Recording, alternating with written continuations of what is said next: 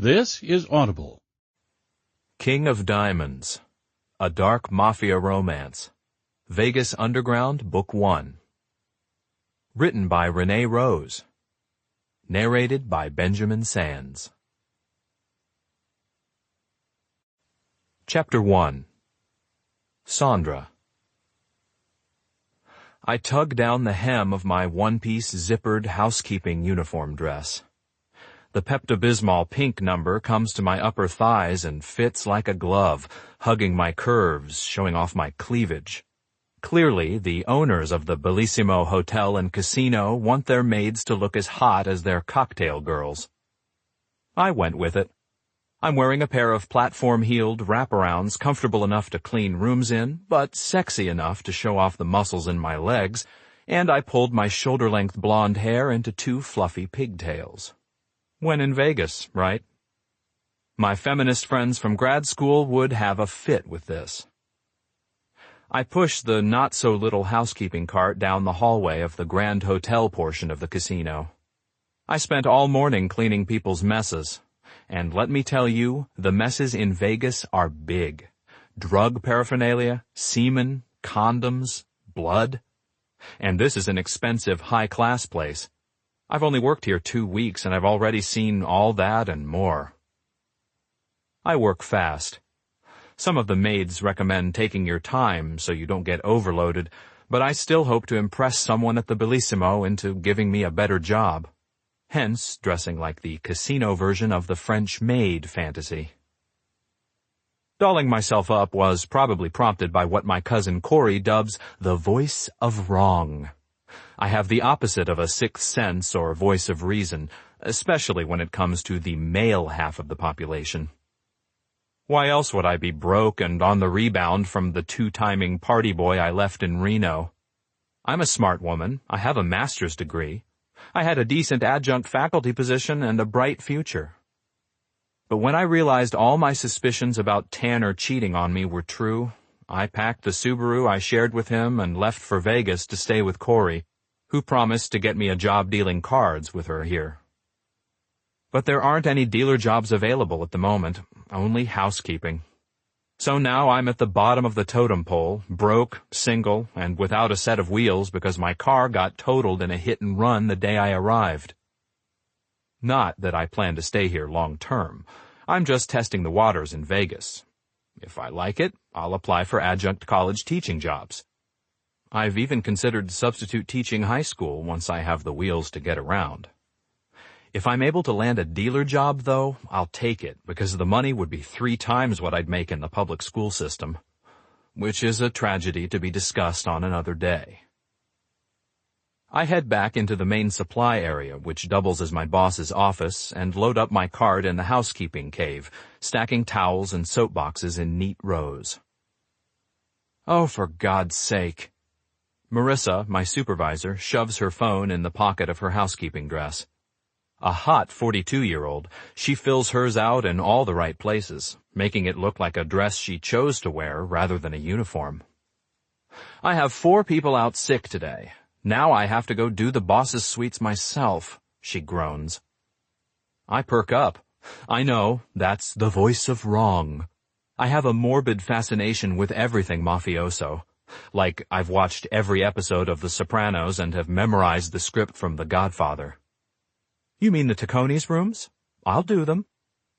It's stupid, but I want a glimpse of them. What do real mafia men look like? Al Pacino? James Gandolfini? Or are they just ordinary guys? Maybe I've already passed them while pushing my cart around. I wish, but you can't. It's a special security clearance thing. And believe me, you don't want to. They are super paranoid and picky as hell. You can't look at the wrong thing without getting ripped a new one. They definitely wouldn't want to see anyone new up there. I'd probably lose my job over it, as a matter of fact. I should be daunted, but this news only adds to the mystique I created in my mind around these men. Well, I'm willing and available if you want me to. I already finished my hallway. Or I could go with you and help. Make it go faster. I see my suggestion worming through her objections. Interest flits over her face, followed by more consternation. I adopt a hopeful, helpful expression. Well, maybe that would be all right. I'd be supervising you after all. Yes! I'm dying of curiosity to see the Mafia bosses up close. Foolish, I know, but I can't help it. I want to text Corey to tell her the news, but there isn't time. Corey knows all about my fascination, since I already pumped her for information. Marissa loads a few other things on my cart, and we head off together for the special bank of elevators, the only ones that go all the way to the top of the building and require a key card to access. So, these guys are really touchy. Most times they're not in their rooms, and then all you have to worry about is staying away from their office desks, Marissa explains once we left the last public floor and it was just the two of us in the elevator. Don't open any drawers. Don't do anything that appears nosy. I'm serious. These guys are scary. The doors swish open, and I push the cart out, following her around the bend to the first door. The sound of loud male voices comes from the room. Marissa winces. Always knock, she whispers before lifting her knuckles to rap on the door. They clearly don't hear her because the loud talking continues. She knocks again, and the talking stops. Yeah? A deep masculine voice calls out. Housekeeping. We wait as silence greets her call. After a moment, the door swings open to reveal a middle-aged guy with slightly graying hair. Yeah, we were just leaving. He pulls on what must be a $1,000 suit jacket. A slight gut thickens his middle, but otherwise he's extremely good-looking. Behind him stand three other men, all dressed in equally nice suits, none wearing their jackets. They ignore us as they push past, resuming their conversation in the hallway. So I tell him. The door closes behind them. Phew, Marissa breathes. It's way easier if they're not here. She glances up at the corners of the rooms. Of course, there are cameras everywhere, so it's not like we aren't being watched. She points to a tiny red light shining from a little device mounted at the juncture of the wall and ceiling. I've already noticed them all over the casino. But it's less nerve-wracking if we're not tiptoeing around them. She jerks her head down the hall. You take the bathroom and bedrooms, I'll do the kitchen, office, and living area. Got it. I grab the supplies I need off the cart and head in the direction she indicated. The bedroom's well-appointed in a nondescript way. I pull the sheets and bedspread up to make the bed. The sheets were probably 3,000 thread count if there is such a thing. That may be an exaggeration, but really, they are amazing. Just for kicks, I rub one against my cheek. It's so smooth and soft. I can't imagine what it would be like to lie in that bed. I wonder which of the guys slept in here. I make the bed with hospital corners, the way Marissa trained me to, dust and vacuum, then move on to the second bedroom and then the bathroom. When I finish, I find Marissa vacuuming in the living room. She switches it off and winds up the cord. All done? Me too. Let's go to the next one. I push out the cart and she taps on the door of the suite down the hall. No answer. She keys us in. It is way faster having you help, she says gratefully. I flash her a smile. I think it's more fun to work as a team, too. She smiles back. Yeah, somehow I don't think they would go for it as a regular thing, but it's nice for a change. Same routine? Unless you want to switch.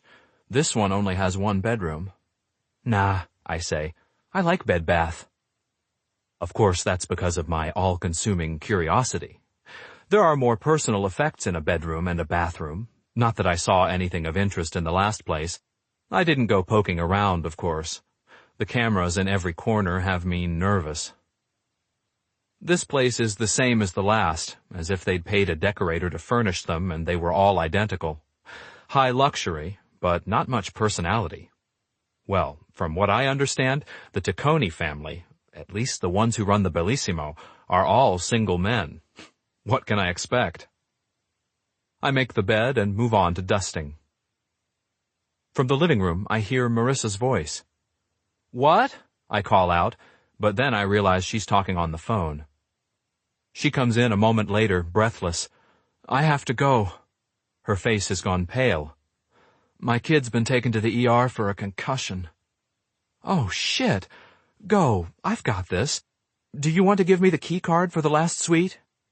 There are 3 suites on this top floor. She looks around distractedly.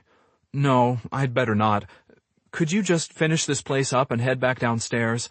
I'll call Samuel to let him know what happened. Samuel's our boss, the head of housekeeping. Don't forget to stay away from the desk in the office. Sure thing. Get out of here. I make a shooing motion. Go be with your kid. Okay. She digs her purse out from the cart and slings it over her shoulder.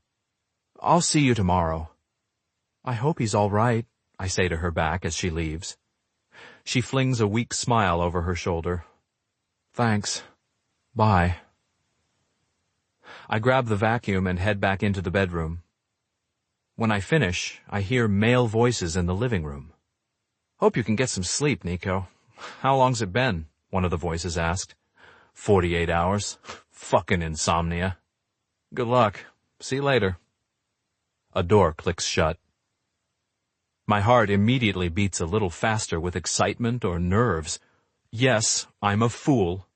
Later, I would realize my mistake in not marching right out and introducing myself, but Marissa has me nervous about the Taconis and I freeze up. The cart stands out in the living room, though. I decide to go into the bathroom and clean everything I can without getting fresh supplies. Finally, I give up, square my shoulders, and head out. I arrive in the living room and pull out 3 folded towels, 4 hand towels, and 4 washcloths. Out of my peripheral vision, I watch the broad shoulders and back of another finely dressed man. He glances over, then does a double take. His dark eyes rake over me, lingering on my legs and traveling up to my breasts, then face. Who the fuck are you? I should have expected that response, but it startles me anyway. He sounds scary, seriously scary, and he walks toward me like he means business. He's beautiful, with dark wavy hair, a stubbled square jaw, and thick-lashed eyes that bore a hole right through me. Huh? Who the fuck are you? I panic. Instead of answering him, I turn and walk swiftly to the bathroom, as if putting fresh towels in his bathroom will fix everything. He stalks after me and follows me in. What are you doing in here? He knocks the towels out of my hands. Stunned, I stare down at them scattered on the floor. I'm housekeeping, I offer lamely. Damn my idiotic fascination with the Mafia. This is not the freaking Sopranos. This is a real-life, dangerous man wearing a gun in a holster under his armpit. I know, because I see it when he reaches for me. He grips my upper arms. Bullshit. No one who looks like... His eyes travel up and down the length of my body again. You works in housekeeping. I blink, not sure what that means. I'm pretty, I know that, but there's nothing special about me. I'm your girl-next-door blue-eyed blonde type, on the short and curvy side.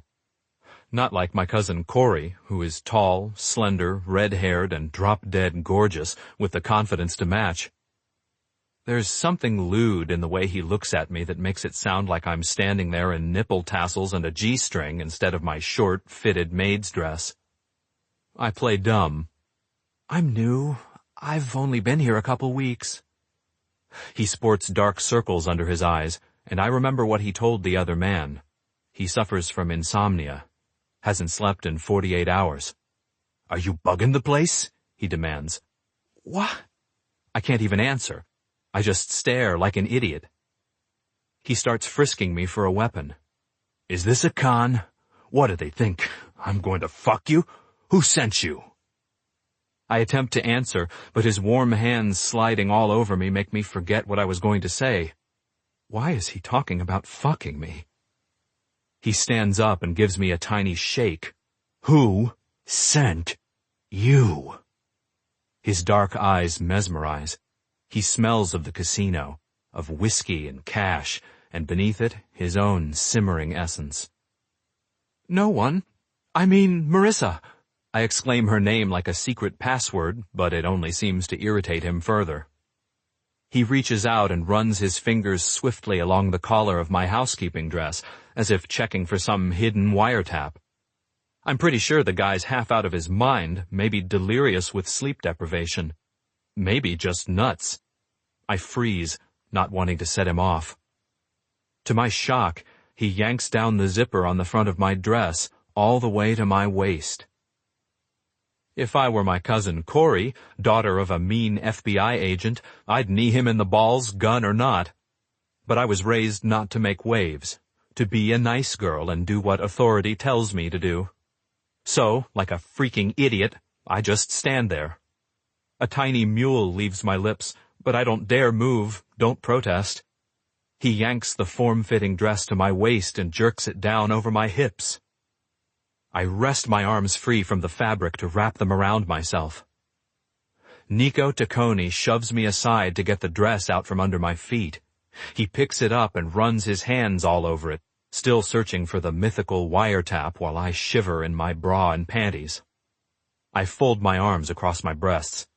"Look, I'm not wearing a wire or bugging the place," I breathe. "I was helping Marissa, and then she got a call." "Save it," he barks. "You're too fucking perfect. What's the con? What the fuck are you doing in here?" I'm confounded. Should I keep arguing the truth when it only pisses him off? I swallow. None of the words in my head seem like the right ones to say. He reaches for my bra. I bat at his hands, heart pumping like I just did 2 back-to-back spin classes. He ignores my feeble resistance. The bra is a front hook, and he obviously excels at removing women's lingerie because it's off faster than the dress. My breasts spring out with a bounce, and he glares at them as if I bared them just to tempt him. He examines the bra, then tosses it on the floor and stares at me. His eyes dip once more to my breasts, and his expression grows even more furious. "Real tits," he mutters, as if that's a punishable offense. I try to step back, but I bump into the toilet. "I'm not hiding anything. I'm just a maid. I got hired 2 weeks ago. You can call Samuel." He steps closer.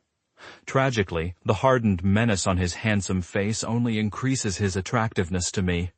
I really am wired wrong. My body thrills at the nearness of him, pussy dampening. Or maybe it's the fact that he just stripped me practically naked while he stands there fully clothed. I think this is a fetish to some people. Apparently, I'm one of them. If I wasn't so scared, it would be uber hot. He palms my backside, warm fingers sliding over the satiny fabric of my panties, but he's not groping me. He's still working efficiently, checking for bugs. He slides a thumb under the gusset, running the fabric through his fingers. My belly flutters. Oh, God. The back of his thumb brushes my dewy slit. I cringe in embarrassment. His head jerks up and he stares at me in surprise, nostrils flaring.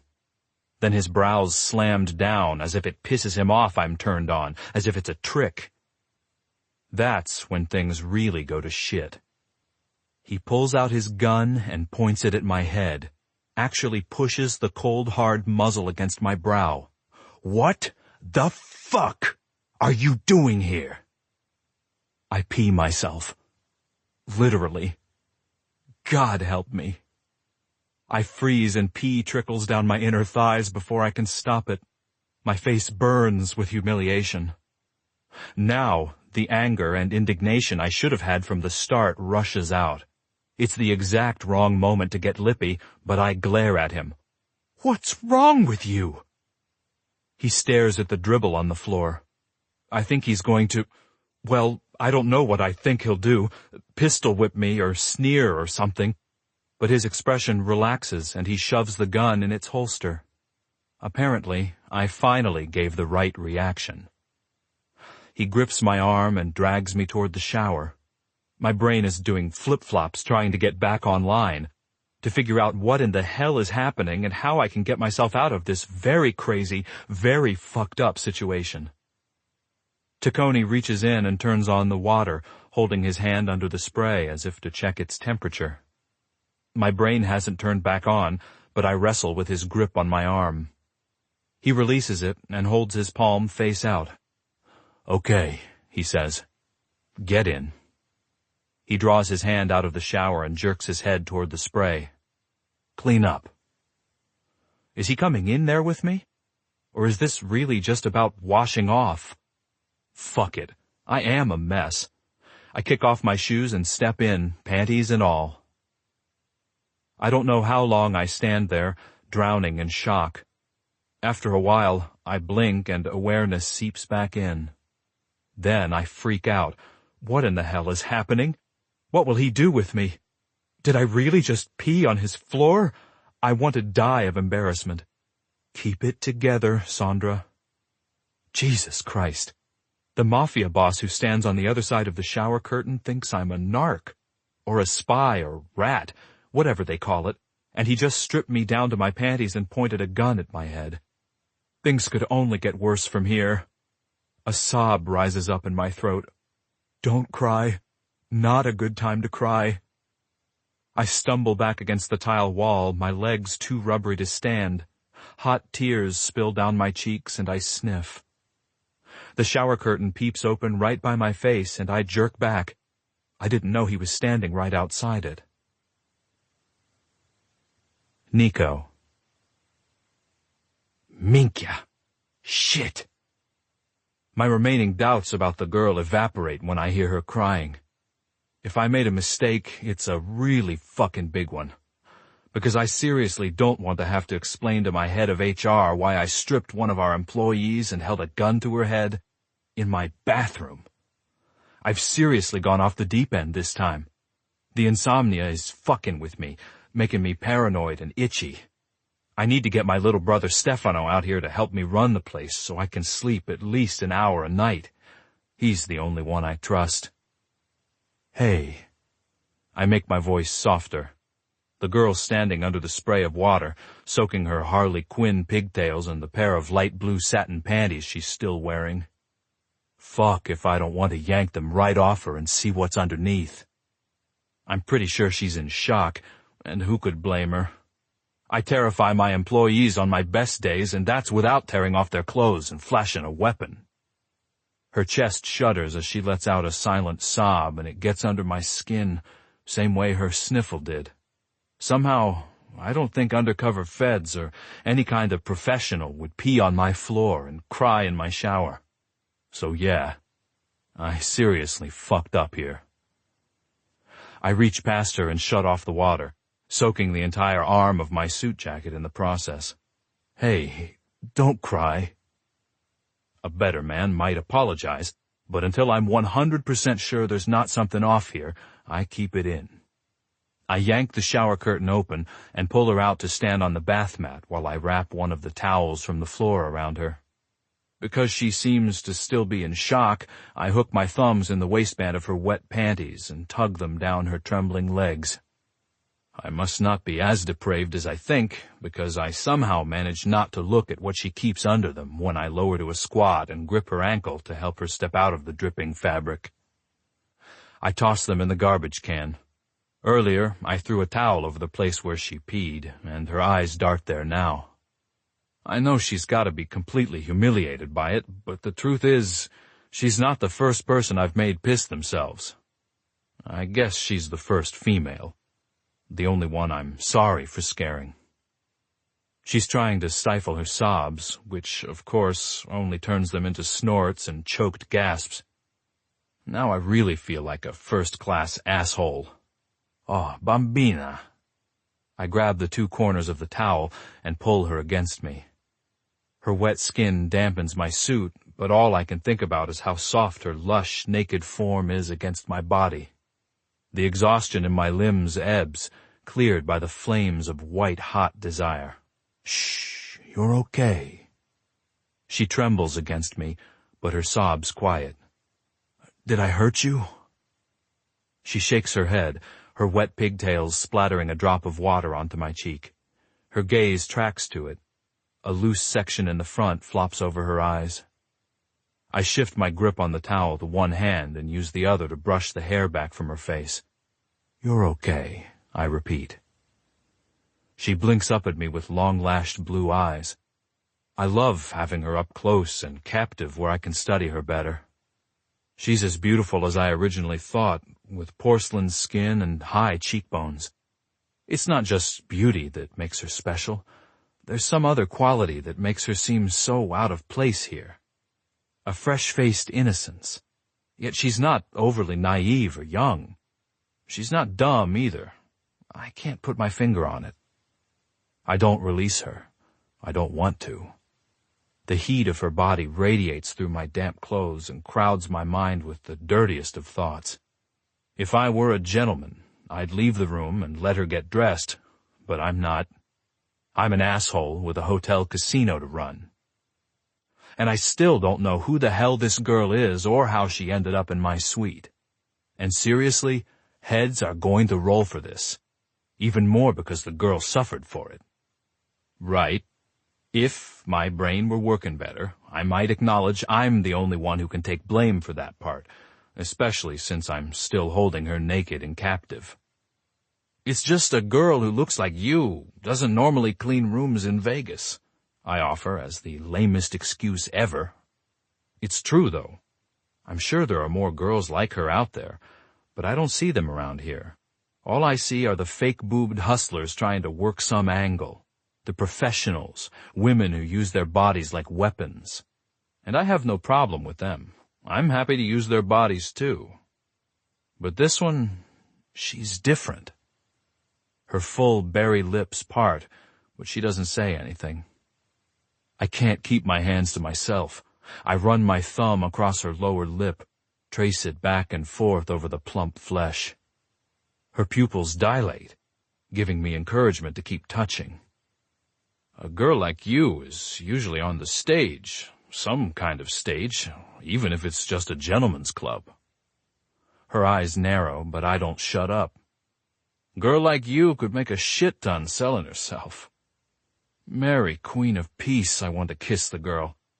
I lower my lips, but manage to stop above hers. A kiss would definitely not be welcome. I may be a scary prick, but I don't force myself on women. You know how much a guy like me would pay for a night with you? This time I really went too far. She tries to yank back from me. I don't release her, but I do lift my head. She presses her lips together a moment before saying, "May I go?" I ease back, but shake my head. No. It's a decisive syllable, short and curt. She flinches. The dilated pupils narrow back to fear. I don't like her afraid nearly as well as I like her trembling and soft, open to me, the way she was a moment ago. It's a subtle distinction, though, because I do love the power position of having her here, at my mercy. I still need some answers. I back her toward the sink counter, then pick her up by the waist and plop her bare ass down on the cool marble top. The towel flaps open when I release her, and I get another eyeful of her perfect, full breasts as she scrambles to find the corners and pull it closed. I shake my head to clear the fresh flood of lust rocketing through me. My cock's gone rock hard. I'm a man used to getting everything he wants, which usually includes women. The fact that this one isn't available makes me want her even more. Seriously, I mutter, I'd pay 5 large for a night with a girl like you. Even as I say it, I know I'd never want her that way. I'd want to coax the willingness out of this one. And that's my strangest thought yet, because I never, ever spend time dating. "I'm not a prostitute," she snaps, blue eyes flashing. Her anger pulls me out of my sleep-deprived fantasy. I blink several times. "I know. Just saying you could make a lot of money in this town." I shake my head. What the fuck am I saying? I don't want this girl to become one of those women. And she just wants to get the hell out of here. So I need to get back to my interrogation. Who are you, and why are you here? She draws in a shaky breath. "My name is Sandra Simonson. My cousin, Corey Simonson, works here as a dealer. She got me this job in housekeeping while I wait for something better to open up." She speaks rapidly, but it doesn't sound rehearsed. And it has enough details to ring true. Marissa is my boss, and I offered to help her clean the rooms up here because the regulars are out sick. Her kid got a concussion, and she had to leave me up here by myself. All I did was clean." She lifts her chin, even though her pulse flutters at a frantic pace in her neck. I wait for her to go on, not because I'm still that suspicious, but because I like hearing her talk. She babbles on. "I just moved here from Reno. I taught art history at Truckee Meadow Community College." I tilt my head, trying to assimilate this new information. It only adds to the wrongness of this girl being in my room. Why is an art history professor working as a goddamn maid in my hotel? "Because I have terrible taste in men," she blurts. "That right." I have to work to keep from smiling. I lean my hip up against the counter between her spread thighs. When she blushes, I know she must be thinking about how close her pretty little bare pussy is to the part of me most eager to touch her. I'm even more fascinated by this lovely creature now. What kind of guy does an art history professor fall for? She swallows and nods. "Yeah." "You follow a guy here?" "No." She lets out her breath with a sigh. "I bailed on one. Turns out we had an unshared interest in polyamory." I lift an eyebrow. She's studying me right back, her blue eyes intelligent now that the fear is wearing off. "Let's just say finding him banging 3 girls in our bed will be forever burned into my mind. So," she shrugs, "I took our car and headed to Vegas. But karma got me because it got totaled when I arrived." "How is that your karma?" "Because half that car belonged to Tanner and I stole it." I shrug. "Whose name was on the title?" "Mine." "Then it's your car," I say, like I'm the guy who makes the final ruling on all things to do with her ex. "So that still doesn't explain why you're in my bathroom." Or maybe it did. My brain is still short-circuiting from lack of sleep. The real truth is probably that I don't want to let her go. I'd like to string her up in my room and interrogate her with my leather flogger all night long. I wonder how that pale skin would look with my handprints on it. Too much, Tacony. I try to pull back. The room swims and dips as my vision trails. Fuck, I need sleep. She blinks rapidly. "Because you won't let me leave?" I was right. She's smart. The corners of my mouth twitch. "Housekeeping is the only place I could get a job on short notice. I'd rather work as a dealer. Think you can hook me up?" Now she's getting sassy. Funny, I don't have the urge to take her down a peg the way I usually do with employees. Unless, of course, it involves her naked and at my mercy. Oh yeah, I already set that up. But the suggestion of her working as a dealer irritates the fuck out of me. I don't know if it's because she'd be ruined by Las Vegas in a month, or because I really want to keep her in my room, cleaning my floors, naked. No. She flinches because I say the word too hard. I'm definitely having a difficult time modulating my behavior. But she just shrugs. "Well, this is temporary anyway. Just until I earn enough to get a new car and find a teaching job." Okay, even not trusting my instincts, I think she's who she says she is. Which means I have no good reason to keep her prisoner here. I step back and take another long perusal of her now that I know more about her. Seriously, I want to keep her. But, considering the things I just did to her, she'll probably quit the second she leaves my suite. I point to her crumpled dress and bra on the floor. Get dressed. Before I do or say anything else to traumatize the girl, I leave the bathroom, shutting the door behind myself. Chapter 2. Sandra. Well, that was interesting. My knees wobble when I stand. What will he do now? Am I free to go? I pull on my clothes with shaking hands and zip my dress all the way up, even though he's already seen my breasts.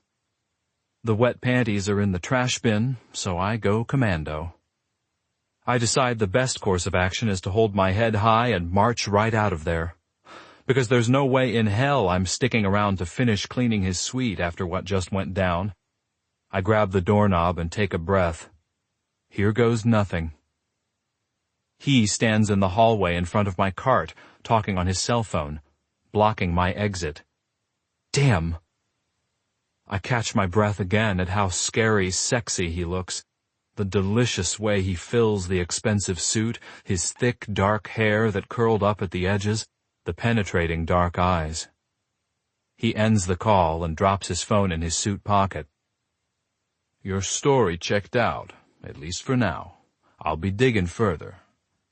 His dark eyes glitter, but the menace I sensed there before has vanished. I straighten my back, which draws his gaze down to my tits. You won't find anything. The corners of his mouth curve faintly. He watches me like a lion watches prey, hungry, sure of himself. He shakes his head, almost ruefully. Girl who looks like you shouldn't be cleaning rooms, he mutters. I march past him, giving him a wide berth. Yeah, you said that earlier. The guy just totally violated me, stripped me naked and watched me pee on his floor. I need to get the hell out of here and never come back. Forget working for the Mafia. I have a life worth living, somewhere else, somewhere far from Vegas. I push the cart, even though I never finished cleaning his bathroom. Just get the hell out, Sandra. Hold up, he barks. Leave the cart. Tony will take you home. A tap sounds at the door, and a huge guy with a wire in his ear walks in. Judging by the bulge at his sides, he packs as much heat as Tacony. Fuckity fuck. I step back, shaking my head. Oh, hell no. I'm not getting in a car with this guy so he can shoot me in the head and drop me off a pier. Okay, there are no piers in Las Vegas. The Hoover Dam, then. I'm not that stupid. Relax. Tacony must have seen the blood drain from my face. You'll get home safely. You have my word. Hold up just a minute. He walks out of the living room and into his office. I grab my purse from the housekeeping cart. I'll just take a bus, I call out after him and head toward the door, hoping to skirt past Tony. That's what I usually do. Tony doesn't budge from his position in front of the door. You're not taking the fucking bus. Tacony sounds so scary I stop in my tracks. He returns holding an envelope, which he hands to Tony and murmurs something I didn't hear. Go with Tony. It's a command, not an option. Tony's stood there stony-faced the whole time. Now he lifts his chin at me. I walk to the door, trembling like a leaf. Tony opens it, ushers me through, and shuts it again. I dart a glance up at the beefy man beside me. Tony drops a huge paw on my nape. You're okay. Seriously? Does this guy care about my welfare? He ushers me forward into the elevator. You hurt or just scared? Every bit of my body trembles. I'm okay. I sound sullen. I position myself as far away from him as possible, folding my arms across my chest. Tony frowns at me. The elevator zooms down. Boss isn't himself. He didn't... The frown deepens. Did he force you? Okay, that's kind of sweet. This guy really is checking up on me. But he works for Tacony, head of the crime family, so I'm not sure why he's even asking. What would you do if I said yes? Dark fury comes over the guy's face. He takes a step forward toward me. Is that what happened? Danger tinges the edges of his voice. I shake my head. No, not like you're thinking. I look away. Not that. Something else. I don't look, but I can feel his glower still resting on me. What would you have done if I said yes? I ask again. I suppose my morbid curiosity about all things Mafia prompts the repeated question. He presses his lips together and resumes a soldier-like stance, his signal that he's not going to answer. When the elevator dings open, I dart forward, weaving into the throng of gamblers. Somehow, he stays right behind me. The meat-like hand drops on my nape again. "Slow down. I have orders to take you home." "I don't need a ride. I'm going to take the bus, really." He doesn't remove his hand, but uses it to direct me through the crowd, which parts for his big frame and bigger presence. "I'm not gonna whack you, if that's what you think." I shake my head. I can't believe we're even having a conversation where whacking someone is involved. "Good to know." It's all I seem capable of saying. He takes me to another elevator, a private one he uses his key card to get into. We arrive at the lowest floor, which appears to be the private parking area. He leads me to a limousine and opens the back door for me. "We're going in this?" Maybe he really isn't going to kill me. I look around at the other cars there. Limos, Bentleys, Porsches, Ferraris. Row after row of luxury cars packed the floor. Wow. Tony smiles like he thinks I'm cute. "Yeah? Get in." "You're as bossy as your boss," I mutter, and he grins. I do as I'm told. I'm still not 100% sure if this is a death sentence or not, but I can breathe more steadily now. He doesn't ask for my address, but he drives straight to Corey's place and pulls up along the sidewalk in front of the townhouse. A chill runs up my spine. Taccone had certainly checked up on me. Is this another way he throws his weight around, showing me he knows where I live and how to find me? Or is this really a courtesy drop-off? I push the door open the second the car stops. "Hold up." Tony's deep voice doesn't have the same effect as Taccone's. I don't freeze. Instead, I run for the door. "I said, hold up," he shouts, and I hear the slam of his door. "Mr. Taccone wanted me to give you something." Hopefully not a bullet between the eyes. I fumble for my keys. No, I'm being stupid. He drove me home. The guy isn't going to kill me. I turn around and watch him jog up the walk. He pulls the envelope Taccone handed him out of his jacket pocket and gives it to me. My name scrawls across the front in a thin, neat print. For some reason, I'm surprised at how beautiful Taccone's handwriting is. I draw a shaky breath. "Is that it?" Tony's eyes crinkle. "Yeah, that's it." I swallow. "'Kay. Thanks." He smirks and turns away without another word. My hands shake as I work the key into the lock. It's over. A bad day, nothing more. I never have to go back there again. Yes, they know where I live, but they took me home safe and sound. Nothing more will come of this. I had my little taste of the Mafia, just like I wanted.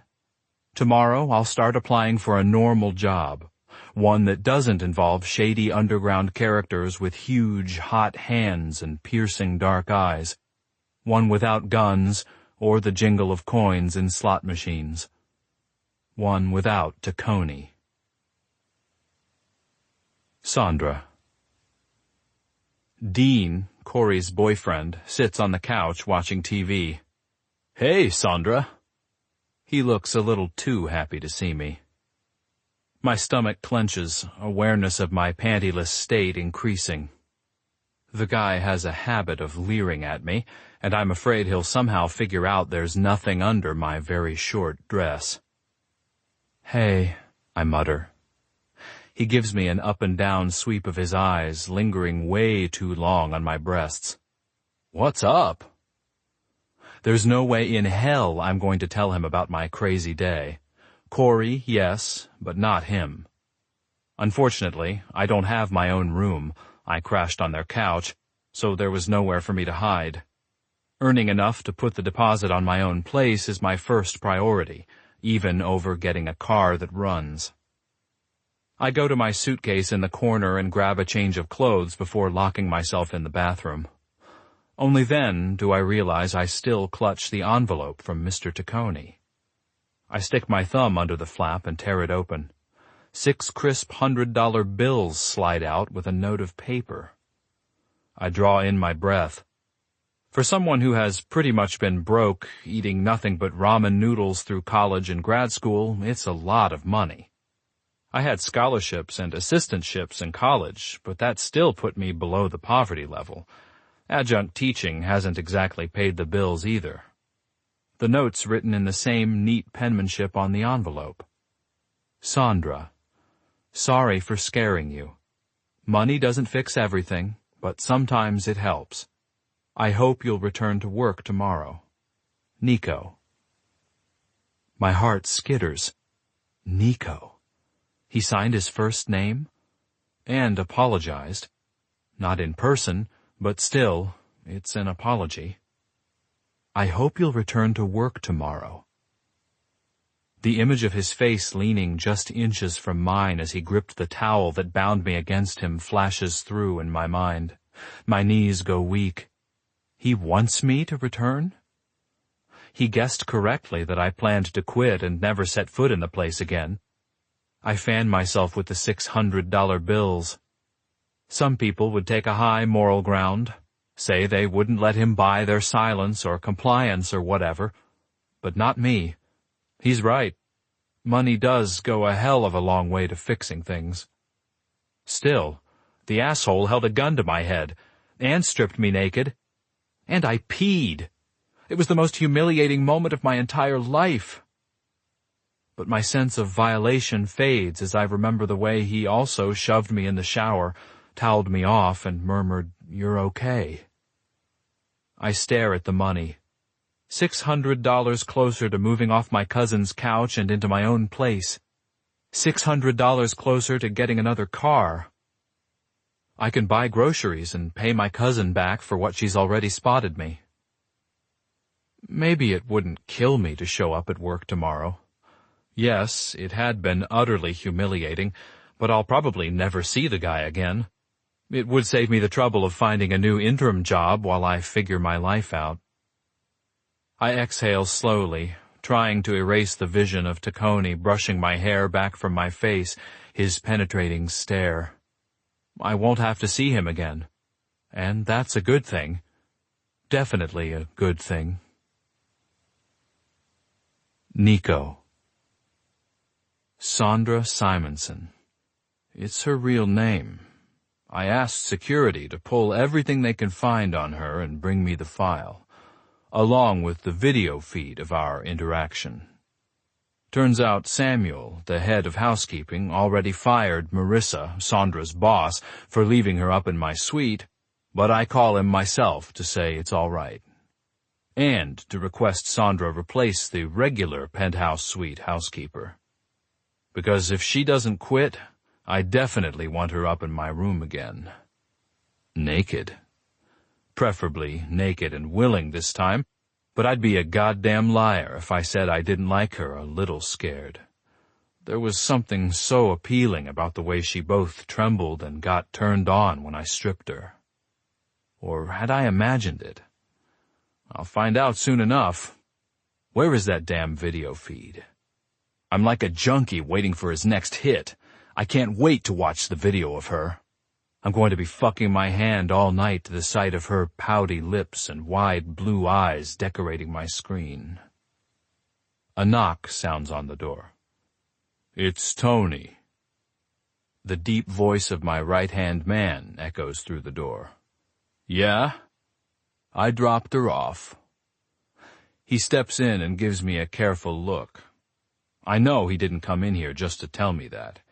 He came in to find out what the hell happened, why I sent the maid home wet and scared. He's worried about me.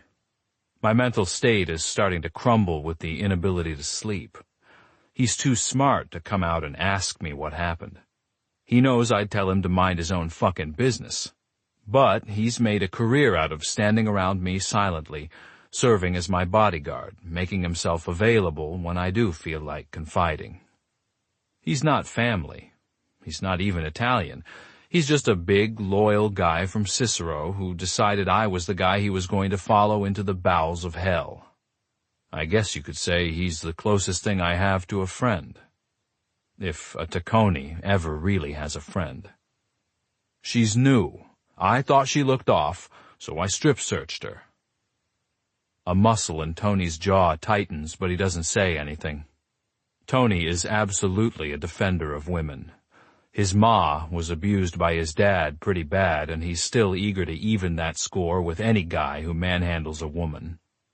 Probably even, if it came down to it, me. But I don't usually make a habit out of mistreating women. This one was a special case. I purse my lips and shrug. I also may have pointed a gun at her head while I was questioning her, I tell him, in case there's some mess we need to clean up from the fallout. Hopefully, Sandra won't kick up a fuss. I don't think she will. And for some reason, that bugs the hell out of me. I have terrible taste in men.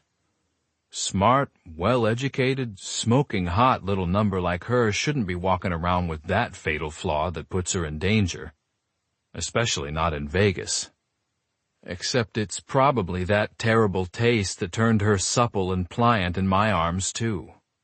Those incredible nipples pebbled up, that pussy turned wet for me. And I hadn't even been coming on to her. I was rough-handling her like a deranged lunatic. Fuck. Tony shoves his hands in his pockets. Jesus, Nico. The lack of sleep has you paranoid. I know. I run my hand through my hair. You need to take something. Have you tried the drugs? I have a whole shelf full of pharmaceuticals that are supposed to help me sleep, but either they don't work or I don't like the way they make me feel afterward. Not that I like the delirium I'm under now. Nah, I think I'll be able to sleep tonight. That's what you said last night. I look out the wall of windows that make up my penthouse suite. So you got her home. Was she okay? She was skittish. You pay her off. The words pay her off set my teeth on edge, even though that's exactly what I did. Still, it sounds so sordid when associated with her. It's the same reason I don't want to see her dealing on my floor. She shouldn't be sullied by all the shit that goes down at this hotel casino. She shouldn't be sullied by me. Too bad I want to dirty her in every possible way. If I were a better man, I would make certain our paths never cross again. But I'm not. I'm not a good man. I put her right back in the lion's den. I'll have to wait until tomorrow to see if she's as smart as she looks, and she vows to never set foot in this place again. Sandra. I take a shower and exit the bathroom, unsurprised to find Dean lurking just outside it, ostensibly in the kitchen. I haven't figured out how to tell Corey I think her boyfriend's a lecherous, no-good, cheating asshole. I don't have any proof, just the way he looks at me, and seems way more interested in talking to me or hanging out when we're alone. Considering I'm a magnet for cheating boyfriends, I know the vibe. I usually make it a habit not to be around when Dean is at the townhouse without Corey, but Taccone's guy drove me home too quickly. I try to make the best of it. Hey, Dean, you feel like driving me to the grocery store? I got paid today. For getting strip-searched. This time, when the memory of Mr. Taccone's, Nico's, large, hot hands roaming over my body flashed back, the fear is gone. A brief fantasy flickers in my mind. Him peeling my panties down my legs for a different reason. You know how much a guy like me would spend for a night with a girl like you? $5,000. Stop thinking about him. I need to forget Nico Taccone is exactly the kind of man who makes my toes curl. Dark, dangerous, unpredictable. The ultimate bad boy. Yes, I'm in danger of falling to the dark side again. Big time. I need to stay strong. Corey's boyfriend sighs and rolls his eyes.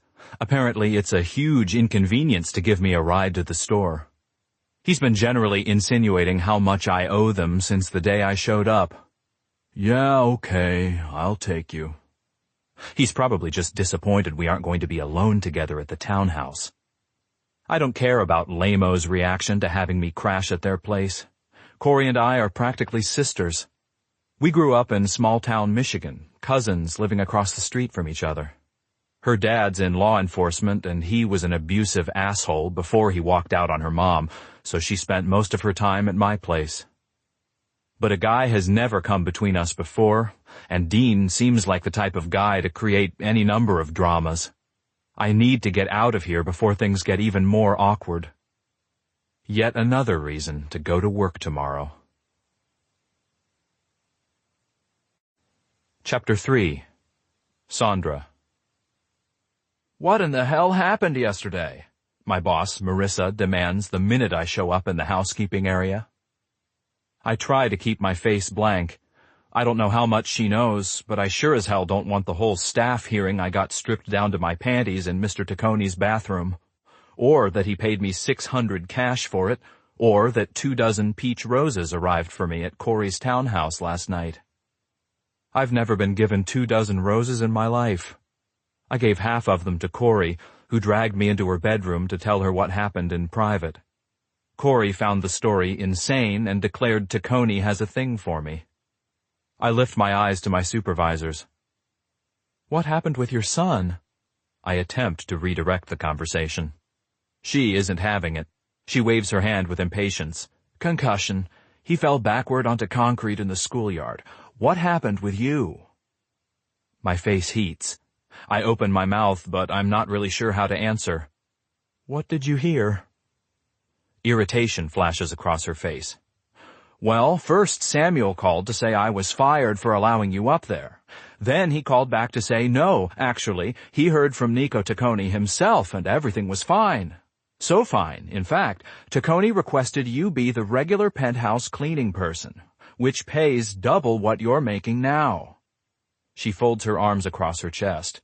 "So what happened?" Wait, what?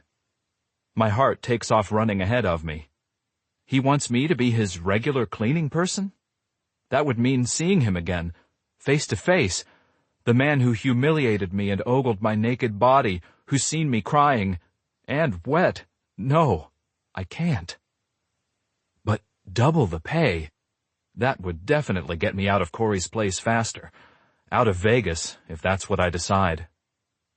Marissa stands there, eyebrows raised, waiting for an explanation. I opt for a partial truth. While I was cleaning Nico Tacconi's room, he returned and freaked out because he didn't know me. I mean, freaked out. He held a gun to my head. Marissa slaps a hand over her mouth and her eyes get wide. I seriously thought I was going to die. Sympathy washes over her features.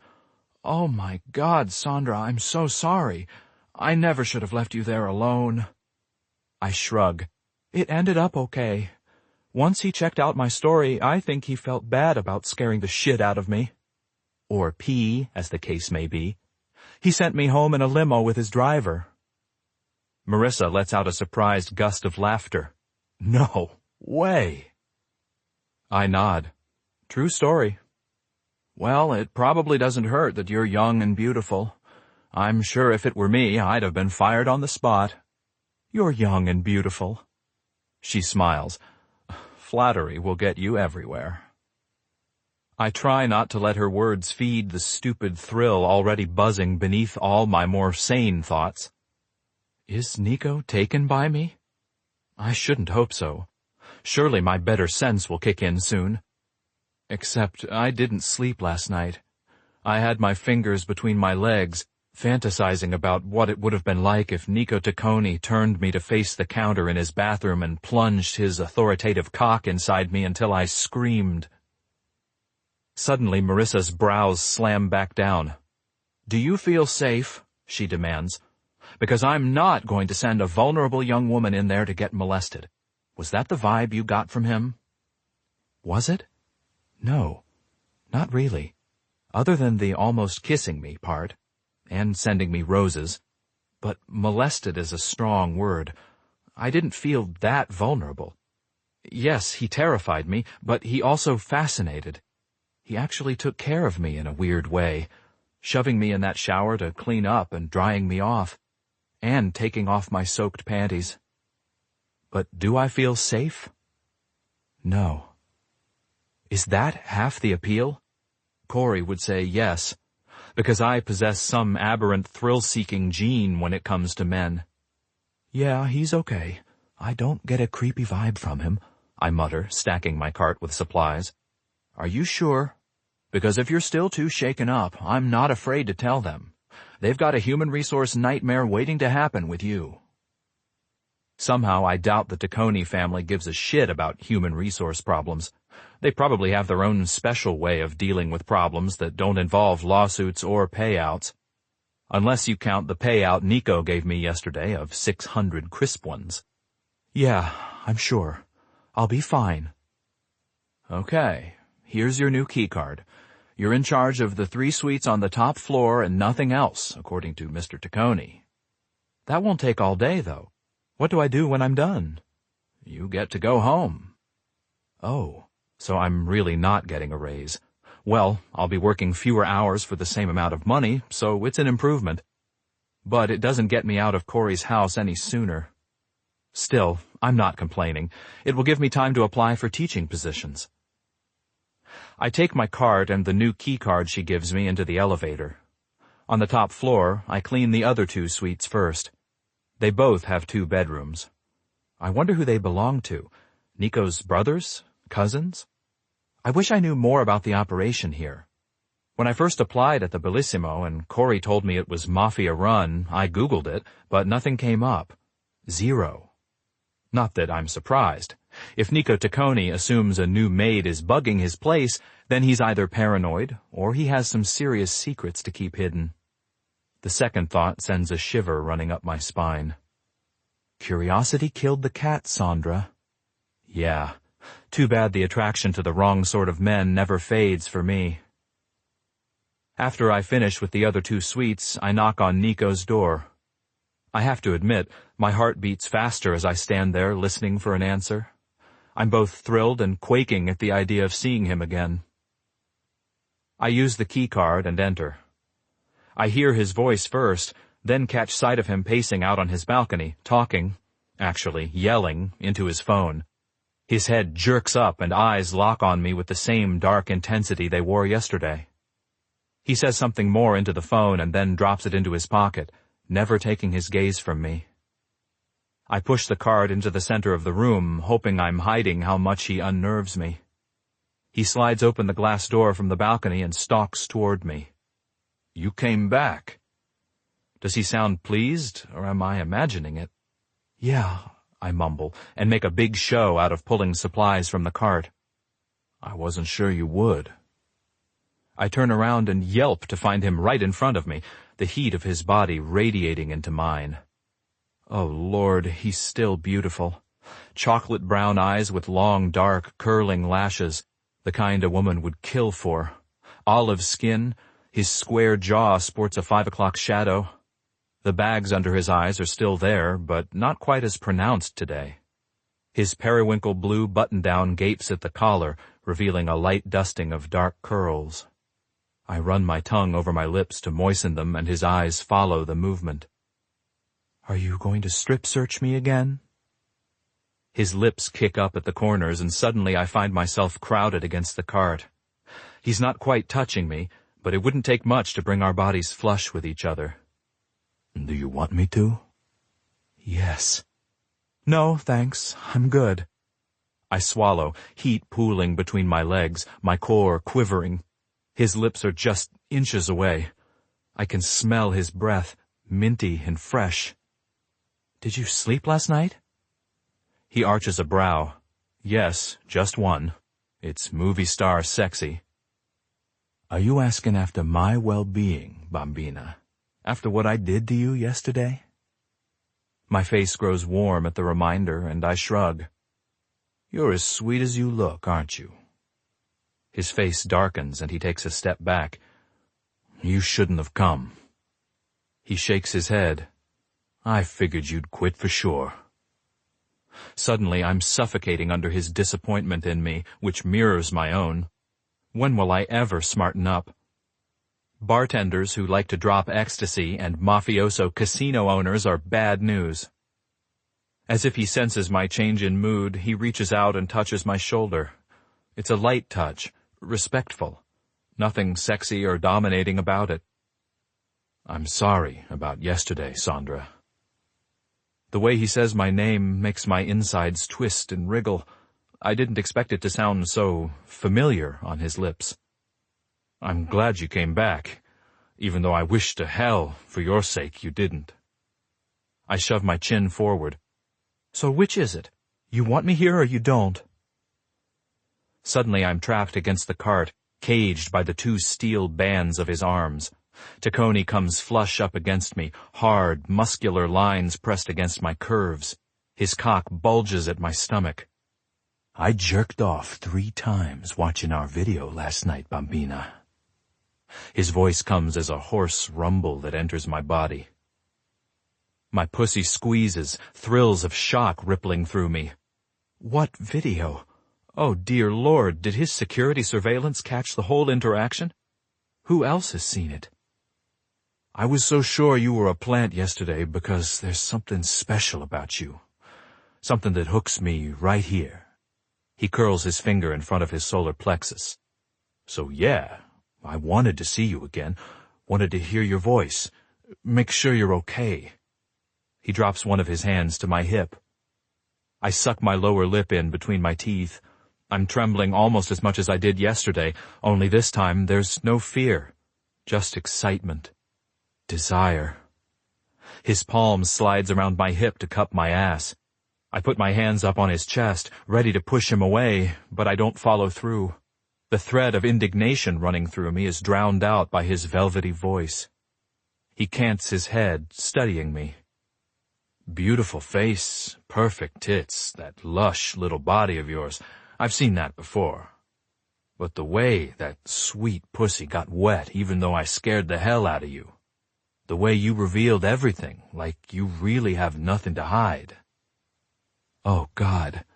My sweet pussy is definitely wet again, clenching and releasing as his hot breath caresses my cheek.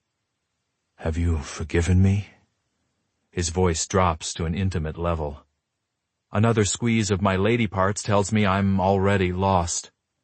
I want to say no because of the humiliation I endured, but once more my body betrays me. He has me leaning toward him, panting, hungry. Not yet, is as close as I can get to a negative. He brushes my cheek with the backs of his fingers. I get the feeling he's testing to see if I'll resist. I don't. Score another one for the bad boy. Just like that, he whispers, staring down at me. That's the look. What look? One corner of his mouth lifts and he cups the back of my head, pulling my face up to his. I'm not sorry. My eyes widen and I try to jerk away, but he holds me fast and goes on like I didn't react. I wouldn't have missed that encounter for all the world. His lips descend on mine, firm and demanding. A wave of lust rolls over me. I melt into him, parting my lips, allowing his tongue to sweep into my mouth. Heat explodes in every cell of my body. He pulls away, nostrils flaring. As sweet as I imagined. He licks his lips, as if tasting me. That I regretted, not tasting you. I lick my lips too. I didn't say you could kiss me. The breathy quality of my voice belies my reaction. He gives a harsh laugh. No, you didn't. I stole that kiss. His features harden. That's why you shouldn't have come back. You stick around here, Piccolina, and I'm going to make you sorry. Probably make us both sorry. He steps back and surveys me. Or maybe not. I might just take what I want without apology. My pulse skitters. My panties are damp with arousal, nipples chafe against my bra. I'm 1 part scared, 2 parts turned on. And damn if his warning doesn't make me want to offer myself up to him on a silver platter. He straightens his jacket and walks toward the door. So I'm going to leave, amore. You do your thing here. He stops at the door and turns back to face me. "And you'd better think about what you want to tell me next time. Make up your mind, yes or no, and I'll make up mine. But I'm warning you, Bambi. You have even a little bit of yes mixed in with your no, I'm going to mow you down to the ground." He points a warning finger at me. Believe it. When he leaves, I have to hang onto the housekeeping cart to keep my legs under me. What in the hell just happened? I want to call Corey and report, because today's story turned out almost as exciting as yesterday's, but I don't dare. Taccone has cameras everywhere, and he already confessed to jerking off to the footage of me yesterday. I wouldn't be surprised if he reviewed today's feed, too. And I really need to get my head straight before I open my mouth around him again. Because he just gave me an ultimatum. Make up my mind. I don't know the full implications of that decision or even what it entails, but I do know one thing. There's way too much yes in me to say no. Nico. I head down to the main floor. There are about 100 reasons why I shouldn't fuck around with the hot little art historian housekeeper, but none of them make it easy for me to walk out the door when she's still in my suite. I'm going to have to make sure I'm not there when she cleans. Hell, if I had any decency in me whatsoever, I'd call her boss and have her transferred back to the main floors right now. I wait a few moments to see if my moral compass takes over enough to follow through on that thought. Sadly, it doesn't. Sandra. I'll have to hope her good sense kicks in. It's funny. The only other time I had it so bad for a girl was when I was 12 and became obsessed with my brother's girlfriend, Trinidad Winters. But that was just my pubescent lust kicking into high gear. Trini was always around, riding along in the car when Joe picked me up, watching movies on our couch in miniskirts that rode up her long legs. Sandra is nothing like Trini. She's nothing like Jenna, the Mafia princess I'm supposed to marry. I don't date, but she's definitely not like any of the girls I fuck, paid or volunteer. I want more of her. I love the way she got breathless and excited back there. It wouldn't have taken much for me to pry those knees apart and show her just how bad her taste in men really runs. Oh, I'd have her screaming. Pleasuring Sandra would be easy. The girl looks ready to go off like a firecracker. Hell, I'd keep her up all night moaning my name and I wouldn't even miss the sleep.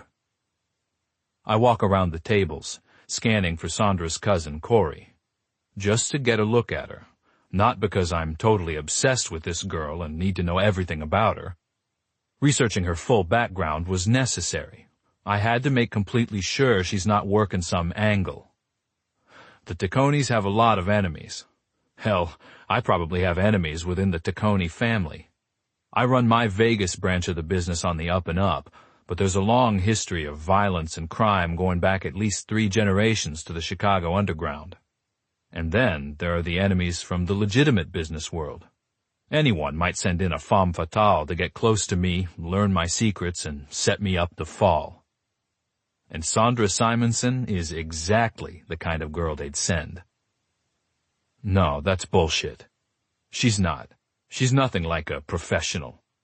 But if my enemies were really smart, if they could somehow intuit what's taken me by surprise, they'd send Sandra Simonson to take me down. Because it's for certain. I'm not going to be able to stop myself from going after her. I find Corey working a blackjack table. I see the resemblance. She's as lovely as Sandra, but totally not my type. Tall, red-haired, leggy. She looks sophisticated and sharp, deals fast and clean, appears to be a good asset to my casino. She's focused on her customers, and yet her gaze flicks around the room, taking in everything, including me. Next time she glances up, she skips the room sweep and looks straight at me. I saunter over to her table. Nothing shows on her face, but I know she's aware of who I am, wonders what I'm doing at her table. My presence must make the customers nervous, because after a few hands the table clears out. Mr. Taccone, she murmurs without quite meeting my eye. She's properly deferential, plays it just right. I shove my hands in my pockets. I'm not even sure what I want from her. Some more information about Sandra, I suppose. When I don't say anything, she offers, "You scared my cousin yesterday." I nod. "Yeah." She narrows her eyes at me. "You don't still think you need to worry about her, do you?" "No." I scrub a hand across my face. Scale of 1 to 10, how traumatized was she? Corey has an excellent poker face. Nothing shows. Not surprise, not anger, nothing. 8. But the flowers and money helped. Corey moves in for the kill. A dealer job would help her even more. I shake my head. Not gonna happen.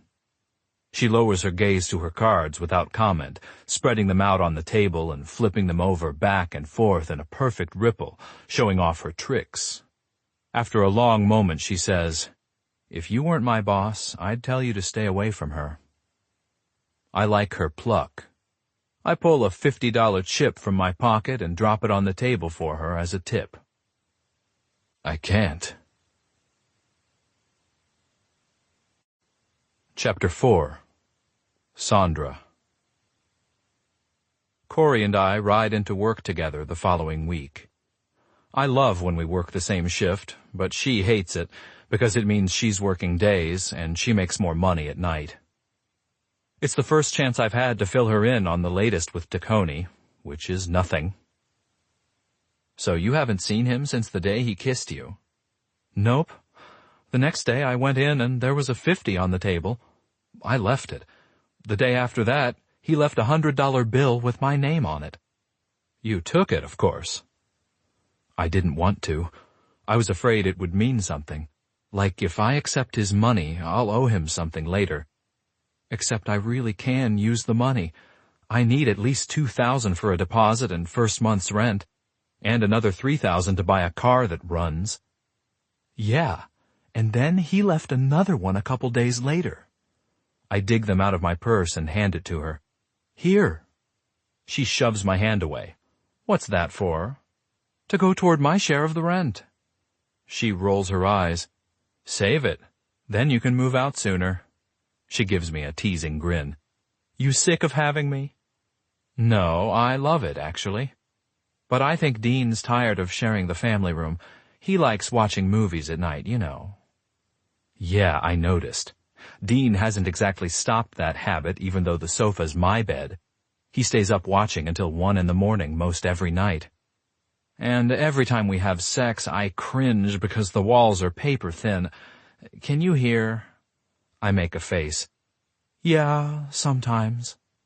They have sex at least once a day, sometimes more. I swear Dean's a sex addict. Not that once a day is bad, but I don't see why he's looking at me when he gets plenty from Corey. I think he wants to have a threesome. "Ew, Corey!" She laughs. "I told him no way. I don't share, ever. Not even with my best cousin, who's like a sister." Thank God. What in the hell would I say if she was into it? But yeah, gross. Apparently my instincts are right about Dean. So back to Nico Taccone. What's going to happen when you see him again? How should I know? I mean, you need to decide. I think the guy has the hots for you, and his instinct is to exploit you, like he probably exploits all women, but something made him hold back. He thinks I'm innocent or something. I say innocent like it's a dirty word. Corey grins at me. She knows better. There's something about you that comes off that way. I used to hate you for it. I gape. What? She shrugs. When we were kids. I mean, my dad was such a prick, and I didn't trust anyone as far as I could throw them, but you were so pure. With you, what you see is what you get. It's what makes you trust losers, but it's a pretty amazing quality. I roll my eyes. Great. An amazing quality that made you hate me as a kid and makes me date losers. Sounds like one I should keep. Her eyes slide over at me. No, really. I hope you never lose it. She sounds so serious I shut up. Anyway, I think that's what he's reacting to. You're out of place in Vegas. Corey pulls into the Bellissimo's drive and heads toward the back employee lot. So how's it going to go when you see him? I draw a breath. I want to lie and say I hope I won't see him at all, but Corey already knows the truth. I shrug. I'll follow his lead. Corey parks and faces me. Seriously? How's that been working out for you so far? I know, but it's part of the fascination. The way he dominates every moment we're together makes my knees weak. We get out of the car and walk into the casino together through the service entrance. I think you should decide. If you want to go for him, make a play. If not, be professional. Don't let him jerk you around again, okay? I nod, but I'm not sure about anything. I need to quit this job, soon, before I humiliate myself even more. My phone buzzes as I walk down the hall. It's a friend from Reno. She wrote, Tanner stopped by, seemed really heartbroken. He begged me for your new number. I told him to get lost. Right. Heartbroken. Ha! He wants the car back. Thanks, I text back. I definitely don't want to hear from him. I head to the employee locker room to change into my pink housekeeping dress.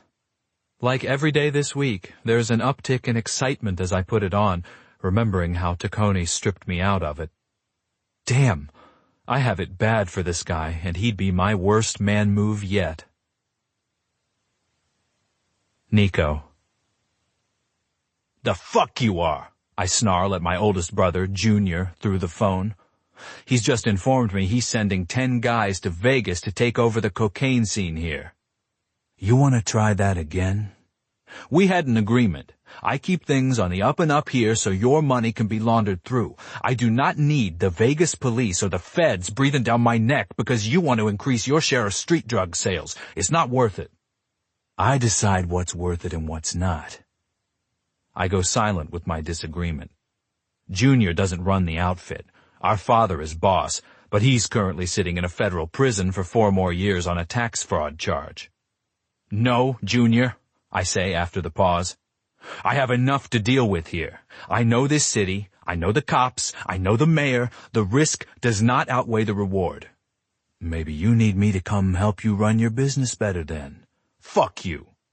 I squeeze my eyes shut because I really shouldn't talk to my brother that way, and if I don't de-escalate things, I'm going to be pulling my balls out of my ass. Listen, Jay, I'm sorry. That was disrespectful. I didn't mean it. Junior makes a sound in his throat. You're happy with the way I run things here, right? I make La Familia a lot of money, no? There can be no doubt of his answer. I make 4 times what all their illegal operations make in Chicago, and everything I do here is on the up and up. He makes another affirmative sound. So please trust me on this. I'm sorry I was being a prick. I get too used to being my own boss man here. But I know what's going to work in my city. Cocaine dealing is too risky, too dominated by the Latin American gangs. And it could threaten everything I have going here, huh? You're being a pussy. I have to work to keep my temper in check. I don't dignify his taunt with an answer. Junior waits another moment. Then he says, We'll talk about it when I come out there. I stiffen. When is that? Next week. Ma wants to move out for the winter. Says she misses you too much. I figure I'll come along and find her a house. I'm about to snap that I can find her a house, but I manage to put a cork in it. He wants to come here and throw around his weight. I'd better get my head on straight before he gets here. Keeping his shit out of Vegas is my #1 priority. Sandra. I take the elevator up to the top floor. Something makes me try Taccone's room first. Some 6th sense he'll be there this time. I knock on the door, but hear nothing. So much for intuition. I key myself in and get to work. It's empty, as it's been the past week. A crisp $50 bill lays on the table with a note and my name. At this rate, I'll earn enough to move out of Corey's by the end of the month. Which, considering what she told me about Dean's interest in a threesome, is even more necessary. I leave the bill on the table until I finish. It's for a job well done, and I'll make damn sure I do my best before I take the money. I clean the bathrooms and bedroom and head into the study. I end up in the office last. Because Marissa was paranoid about it, I stay way the hell away from the desk, dusting the bookcases, emptying the trash, and vacuuming. Noticing a spider web in the upper corner of the window, I grab the broom to swipe it. And that's when the other end of the broom knocks over something on Tacconi's desk. I jump and whirl to see coffee spilling across the papers. Oh shit. Crap, crap, crap. I run for my rags and come back, mopping things up as fast as I can. But it's too late. Half the papers on his desk are soaking wet, stained brown. What should I do? I separate them and lay them out individually to dry, trying not to look at the contents. I'm not supposed to be seeing this stuff. What the fuck? A little shriek leaves my lips and I knock the now empty coffee mug over again. Tacconi looms in the doorway, his hulk more menacing than ever. His eyes glitter black, a muscle jumps in his jaw. Oh God! I right the coffee mug again. I'm so sorry. I knocked over your coffee and got it all over everything. I know we're not supposed to touch the desks. I definitely didn't plan to, but... Tacconi walks closer, suspicious eyes sweeping the desk, the floor, my body, the room.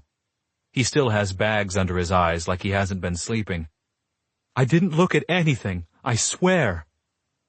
In a flash, he wraps his large hand around my throat from behind, loosely cupping the front of my neck. He pulls me back so my ass bumps into his legs. What did you see? His voice is low and dangerous, but the hand on my neck is more a caress than a threat, especially when his thumb strokes slightly along my pulse. I close my eyes. Nothing, I croak. I saw nothing. I swear. Nosiness won't be forgiven, Sandra. His voice is pure sex. Total seduction. His breath feathers hot across my ear. The hard muscles of his body press against my softer form. Are you telling me the truth?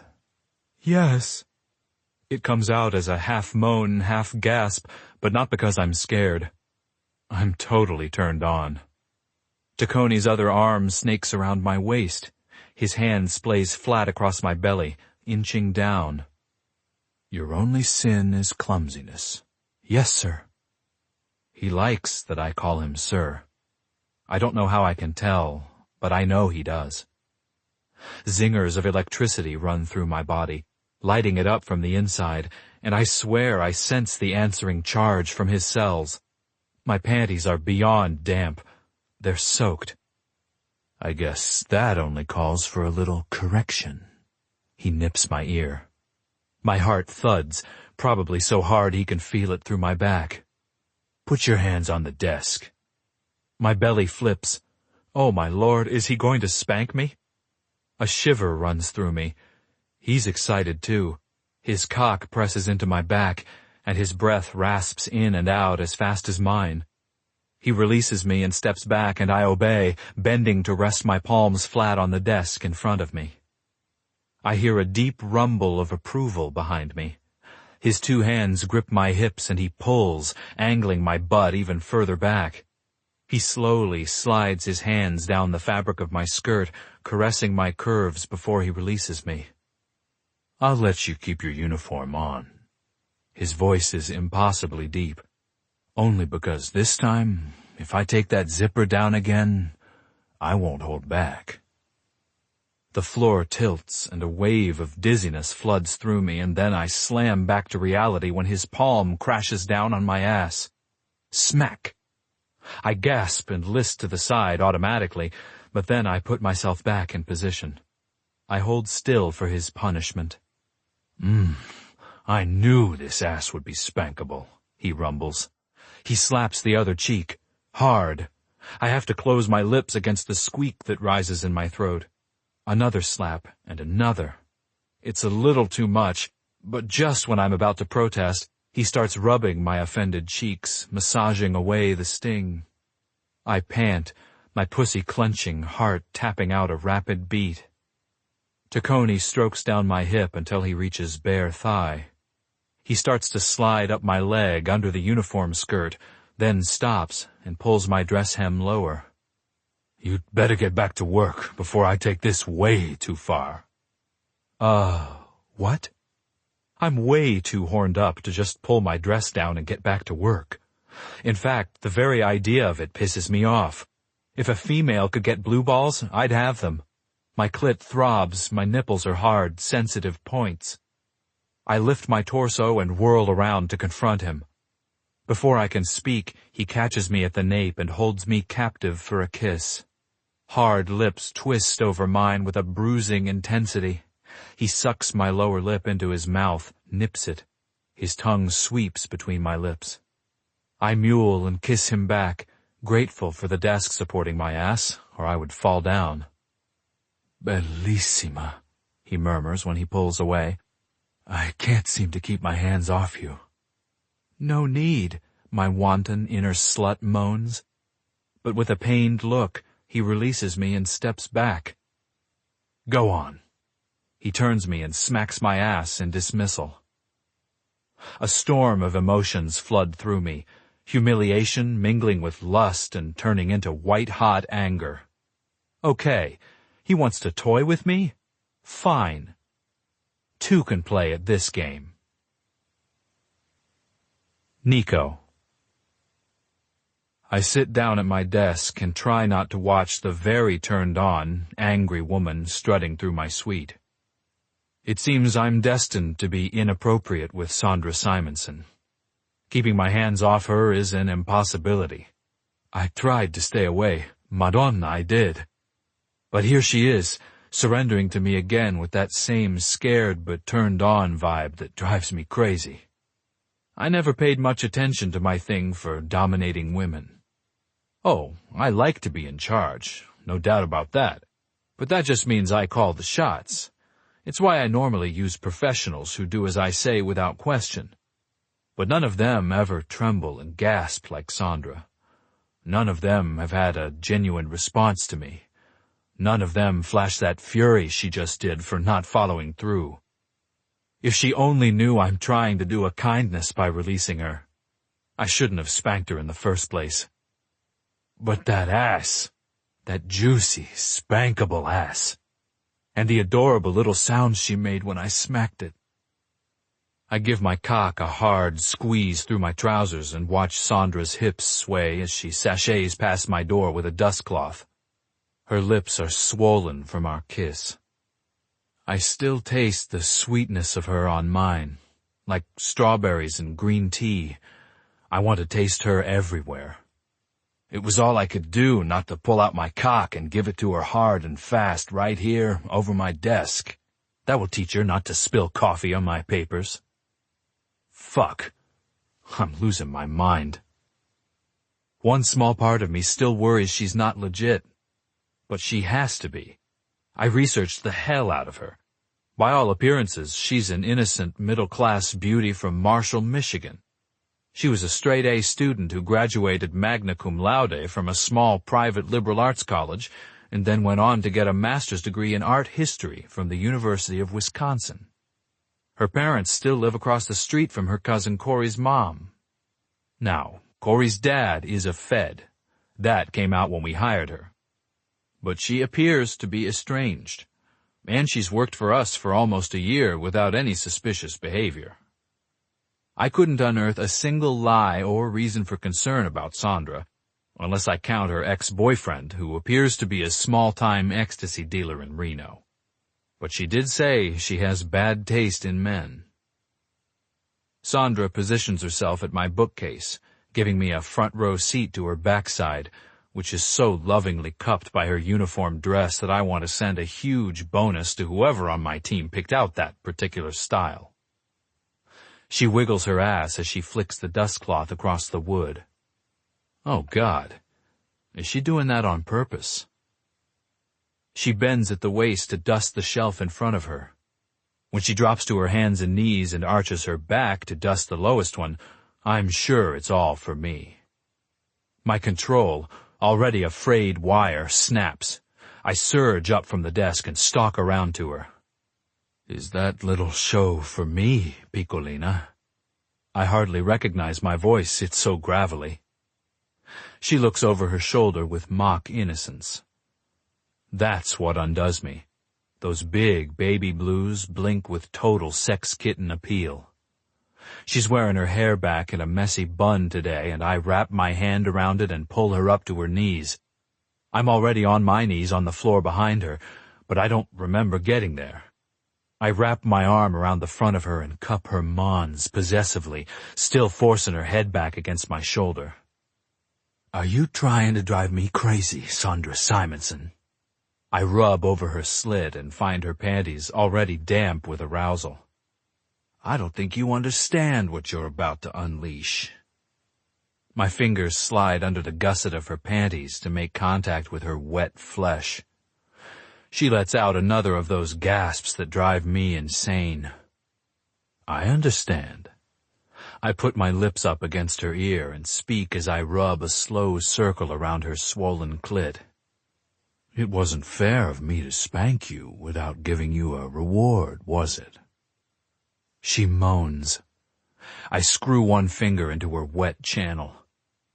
I release her hair and move my hand to slide in the zippered opening of her dress.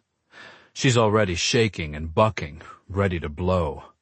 I ought to fuck you until your teeth rattle for getting me so horned up. I curl a second finger into her and pump lightly. But I suppose I owe you this release, don't I? Her pussy is so juicy and responsive, my eyes are rolling back in my head. And that's just from fingering her. I will really lose it if I put my cock in this girl. Are you going to let me make up for scaring you the first time we met, Bambina? Her only answer is a breathy moan. I pull my fingers out of her and swat her pussy. Are you? Answer me with words, baby. Yes. There's surprise and annoyance in her voice and more than a little desperation. It makes me smile. Good girl.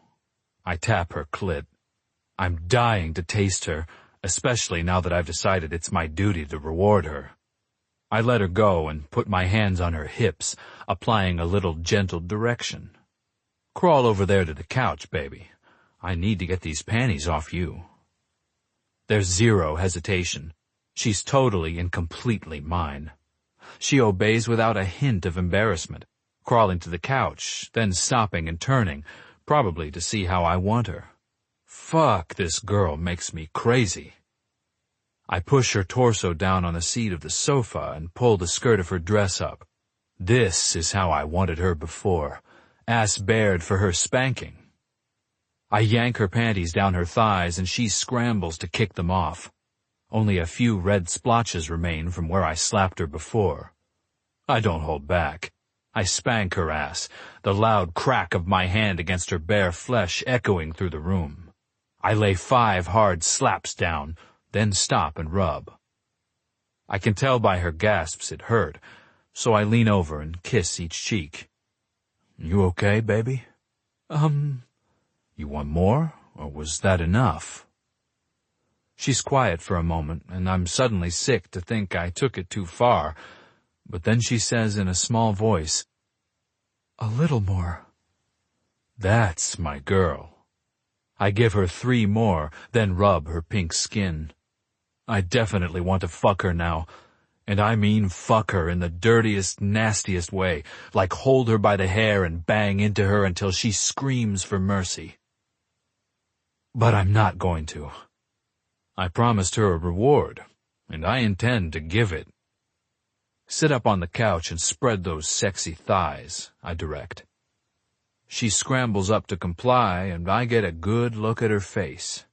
Her cheeks are flushed, eyes glazed. Her hair is messy with a just fucked look. It's a picture I'd love to see every goddamn day for the rest of my life. But that's not an option. Rein it in, Nico. I can't have this girl. I mean, I could. I'm Nico Taccone, owner of the Bellissimo, capo of the Taccone crime family of Chicago. I can take anything I damn well please. But I can't. Not this girl. She deserves a real man, someone she could marry and have art historian babies with, not a crime boss who's been pledged to another since birth. I push her knees wide and get an eyeful of that pink heart I've been fantasizing about. Got a taste.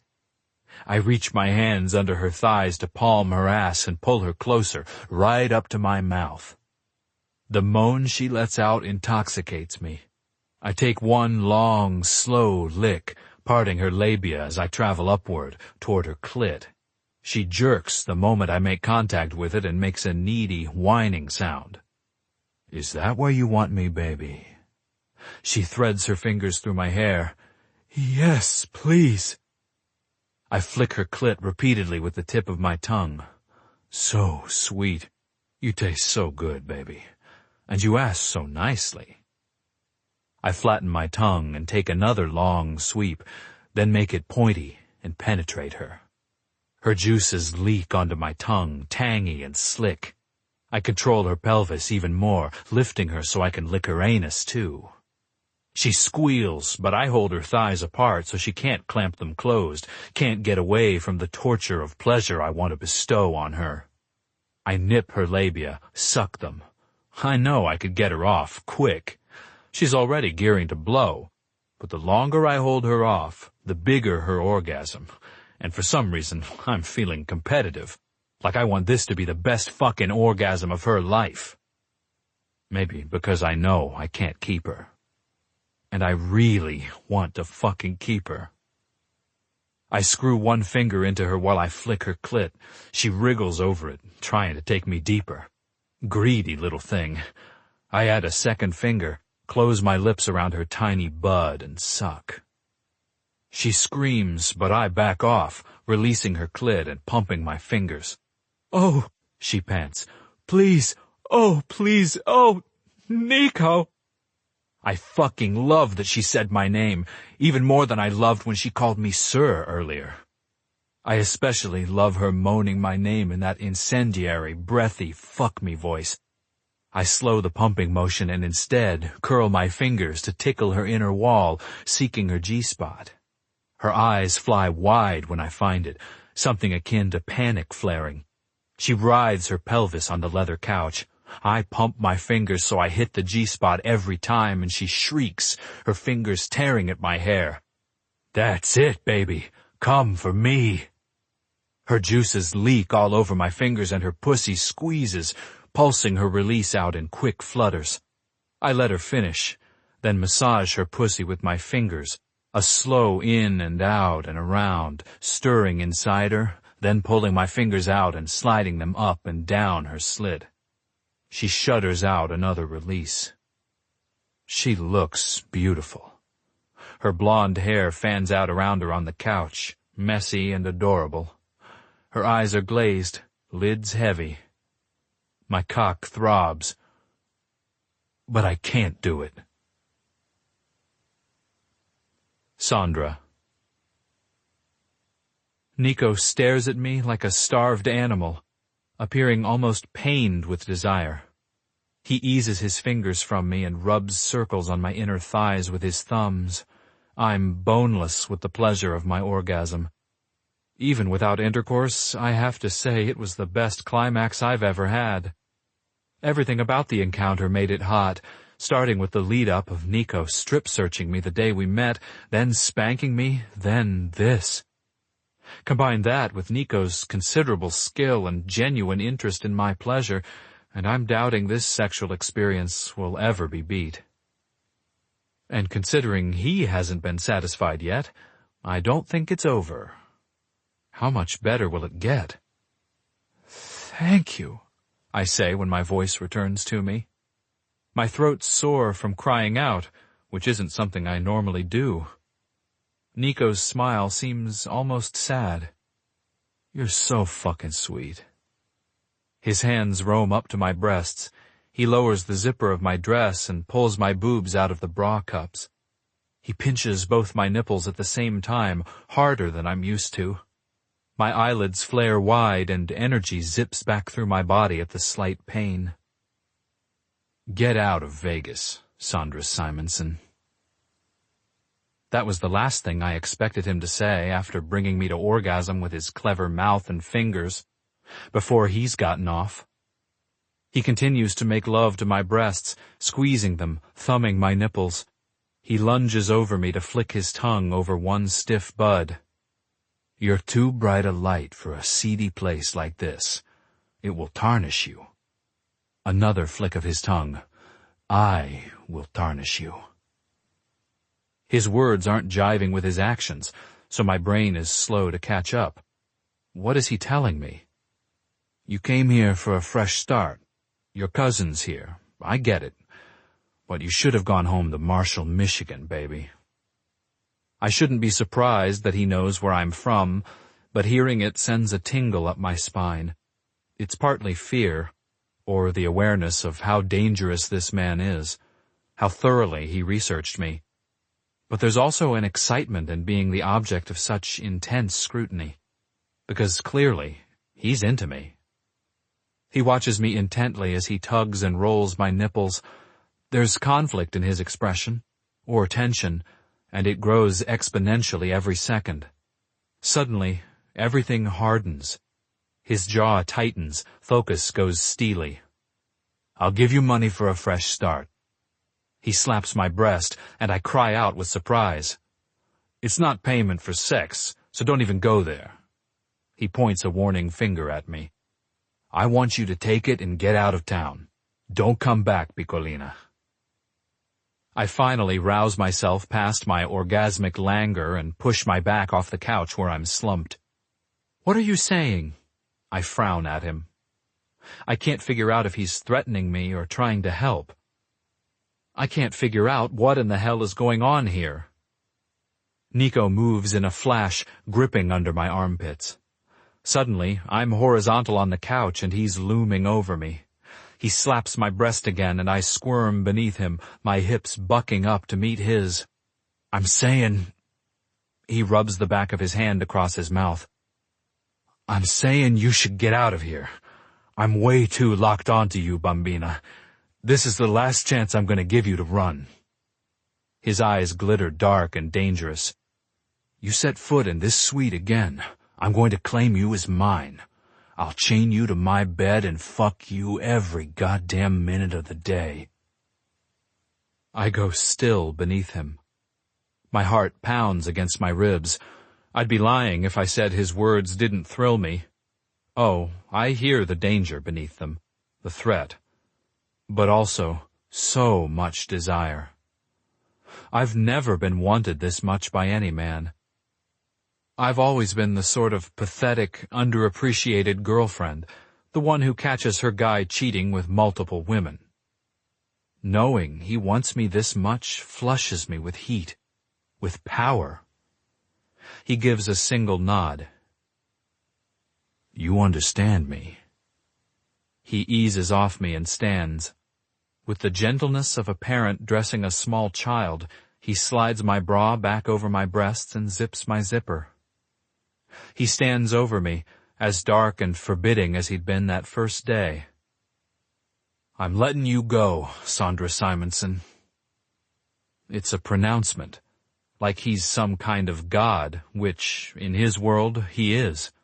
I can imagine his employees falling to their knees when he speaks. Run while you still can, because once I decide you're mine, I will ruin you. Be sure of it.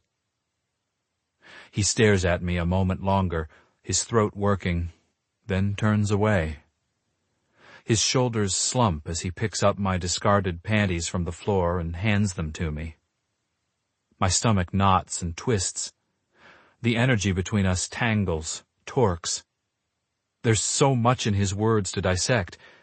He's letting me off the hook, giving me an out. Or is he making me an offer, or an ultimatum? I can't figure it out, and I suddenly want to get the hell out of there. I yank on my panties without looking at him and stand up.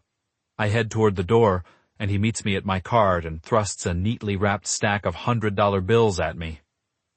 "Take it," he says. I jerk back like he slapped me. "It's not a payment, it's a gift. Make a new start somewhere else. Not in my casino." I ignore him and push my cart toward the door. He catches my arm and turns me around. "Sandra, take it." His chocolate brown eyes implore. My nose burns and I shake my head. "I don't want your money." My throat is tight, although I have no reason to be upset. He gave me an orgasm and offered me money, which I really could use. Why, then, do I feel like I just got used and dumped? "Please take it. It's nothing to me, and it would give you options. I just want you to have options, Sandra. I don't want you to make choices you'll regret." I arch my brows. "Like what I just did with you?" I snap. "Well, it's too late for that." I don't know why I'm pissed, but I am. I guess the offer of money does cheapen everything. Or maybe I'm mad he thinks he can make decisions about my life without consulting me. Either way, I've had it. I knew my infatuation with Nico Taccone was a mistake, and I need to crush it now before I get hurt even more. "Sandra." His voice carries so much quiet command, I stop, my hand on the door handle. "I'm sorry if I hurt or humiliated you. That wasn't my intent."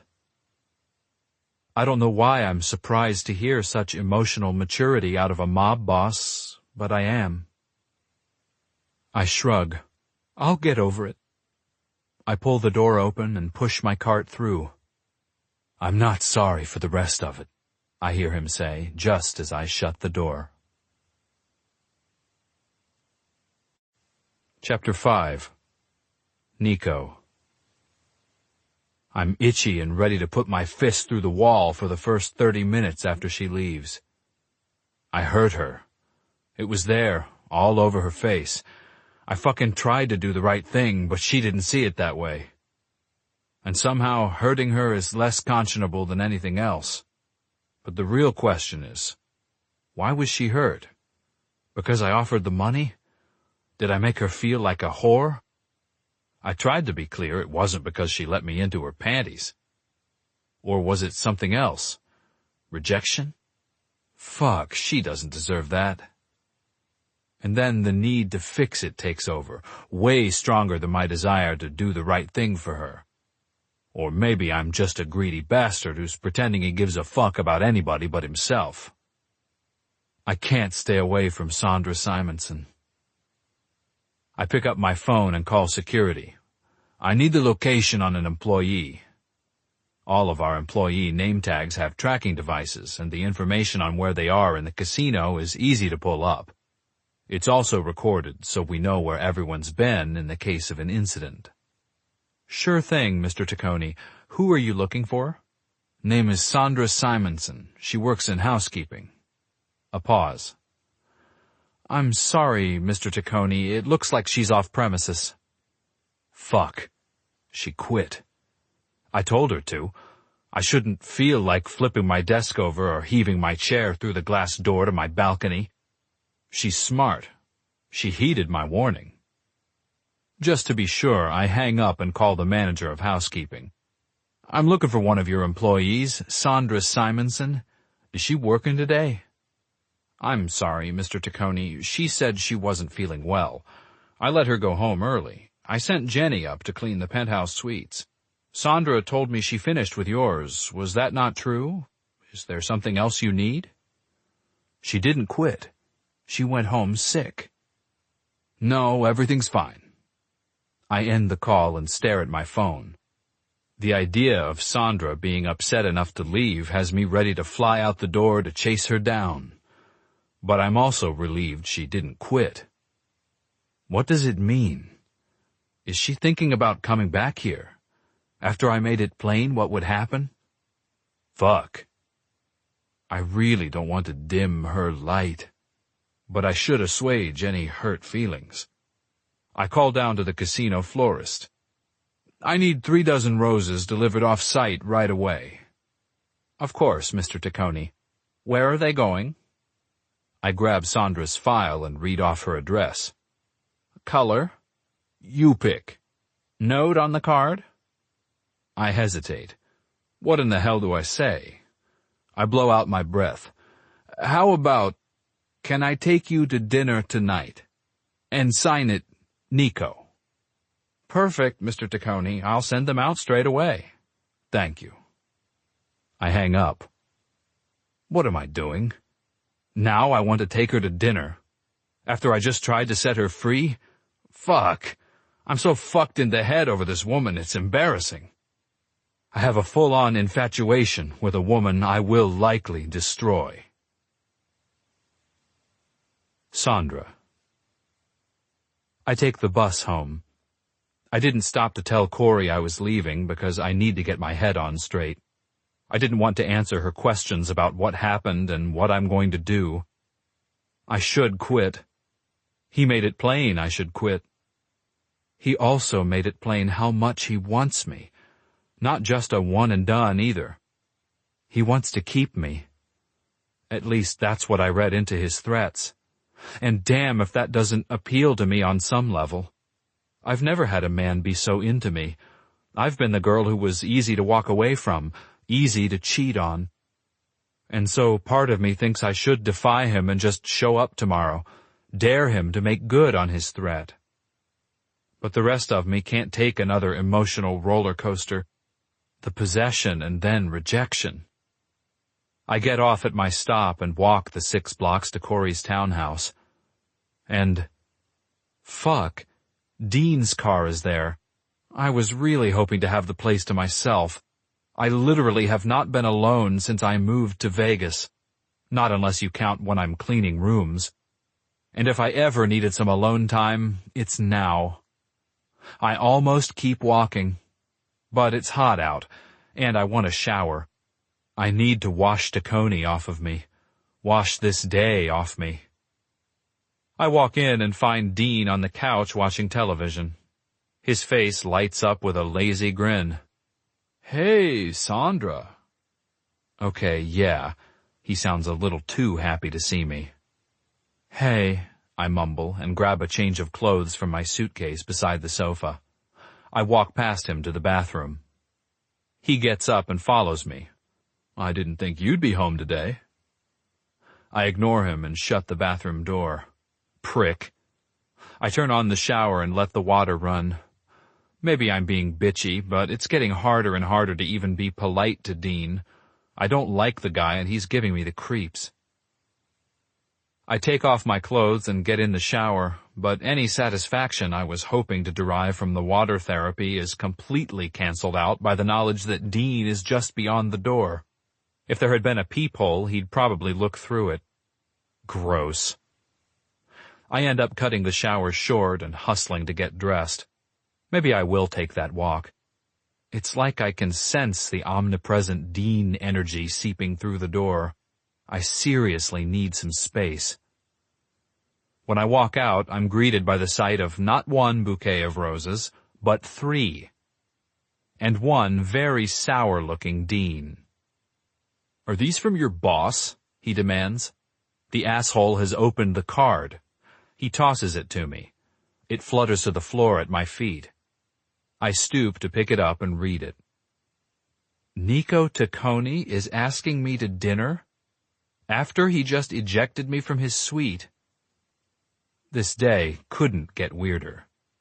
What did you do to make him send you roses? Dean asks. When he takes a step closer, it feels menacing. I don't like the insinuation. Nothing. Dean's scoff is derisive. Yeah, right. Did you have sex with him? He grabs my arm. You should be careful. Did you know he's Mafia? I twist to get out of his grip, but he closes his fingers tighter. Ouch, I protest. Get off me. He steps even closer, leaning down so we're nose to nose. I think you're real hot, Sandra, he says. His breath smells like Doritos. I'm sure Taccone does too. Again I try to pull away, but Dean holds me fast. Let go of me, I snap. I love that you and Corey are cousins, he says, backing me up against the wall. It's almost as good as doing twins. You're not going to do me, so get that idea out of your head. My indignation is turning to panic now. I thought Dean was sleazy, but I didn't think he was the kind of guy to force a girl.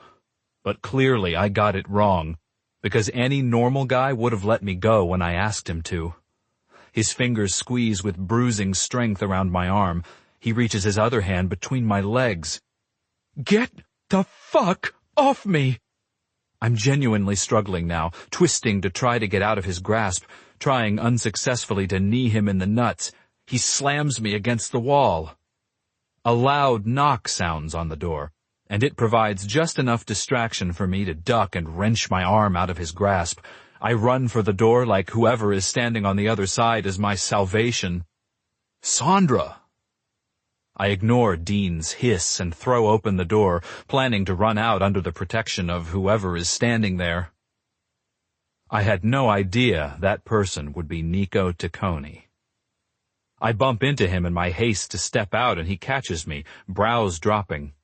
He looks past me into the townhouse, and his frown deepens. What's going on? Are you upset? He steps back to survey me and doesn't miss the angry red marks on my arms. That's all it takes. I didn't even say a word, but he goes marching into the townhouse and clocks Dean. There's a sickening crunch of bone as his nose breaks, and he goes flying back, stumbling against the couch and slipping to the ground. Taccone follows him and picks him up by his shirt to deck him again. Okay, I yell. Stop! I grab Taccone's arm. He pauses to look at me. He's in his full designer suit, but he hasn't broken a sweat. Sandra, go wait in the car. His voice is perfectly even, like meting out violent justice is all in a day's work for him, which it probably is. Oh, Jesus, he's going to kill Dean. I may be pissed off at what Dean did to me, but I already feel like we're even. I mean, the guy has blood gushing from his nose and he's on his ass. No. I attempt to tug Taccone toward the door. Let's get that dinner. That sounded nice.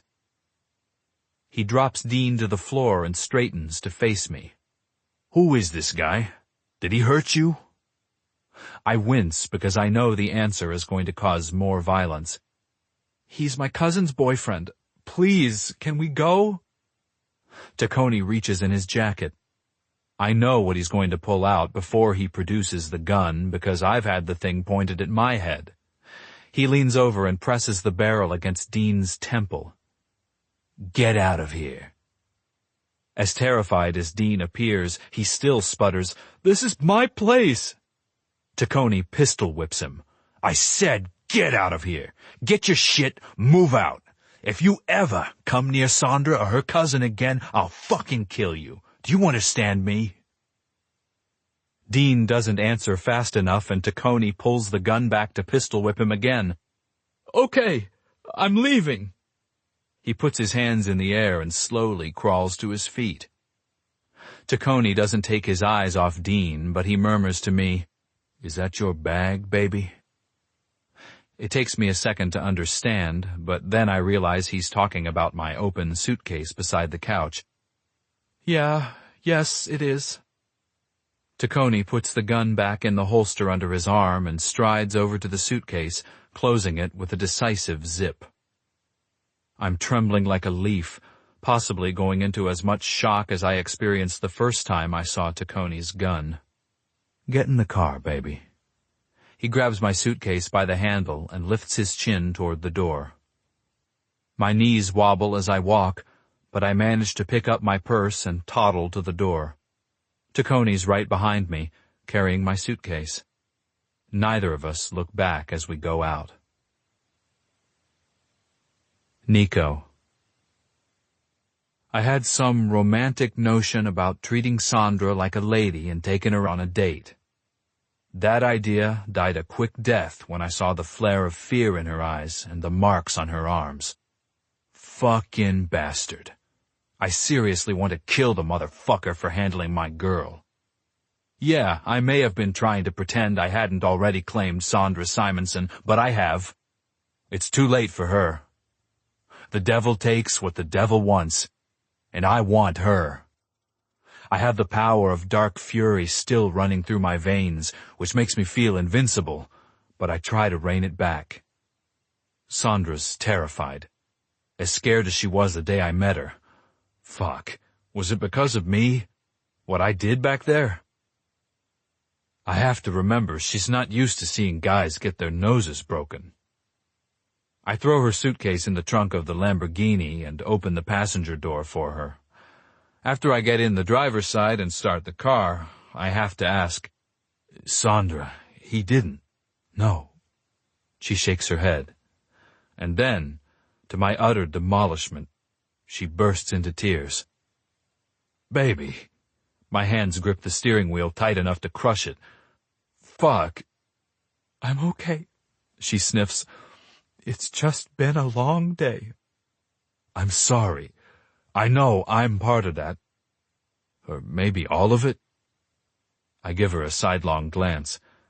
She shakes her head. Thank fuck. You're not going to do anything else to him, right?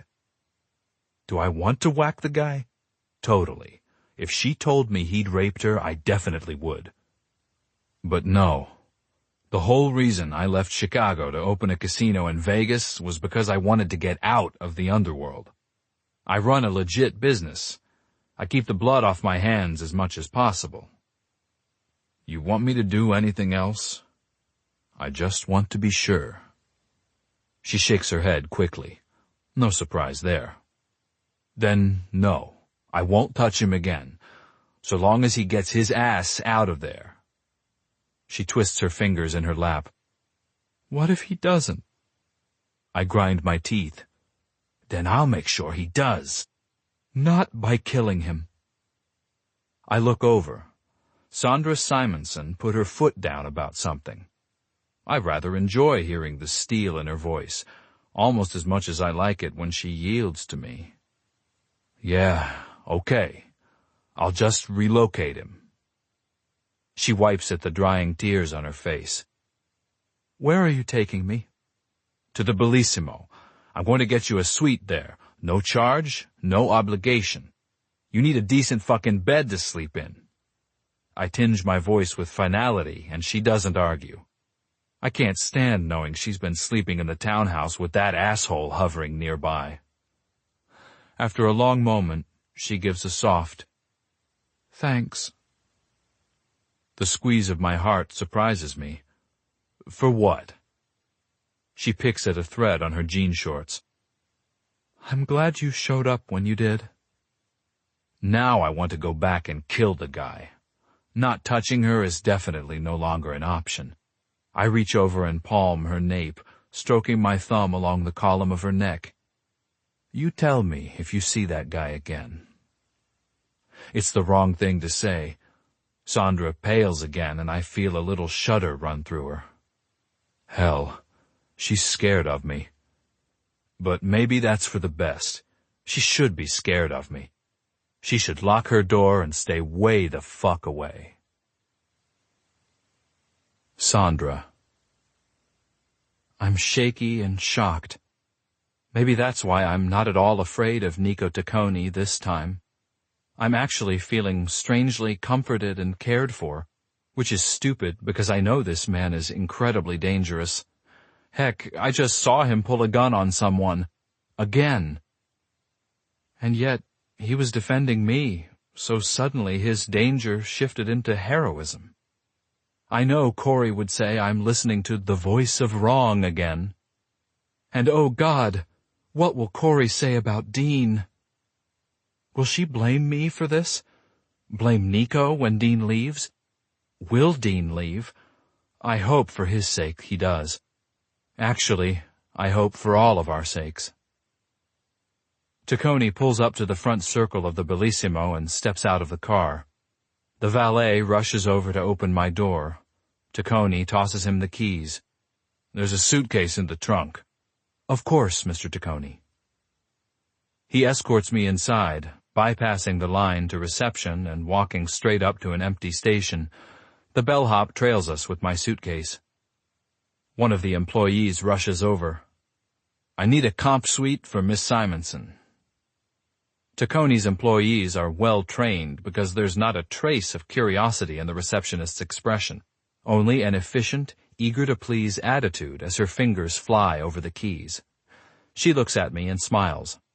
"How long will you be staying, Miss Simonson?" 1 or 2? "Indefinitely," Tacconi cuts in. "Close it off for the next few months at least." Months? I was going to say nights. A suite at the Bellissimo runs $450 a night high season. "Okay, I just need a picture ID and credit card for incidentals," the receptionist says, gaze sliding to Tacconi. I reach for my purse, but he gives an impatient shake of his head. "No charge for incidentals." The buzzing that started in my chest when he said I could stay here for months gets louder. Nico Tacconi is going to let one of his housemaids stay in a luxury suite and order room service to her heart's content for free? I know he likes me, but the warning bells are going off.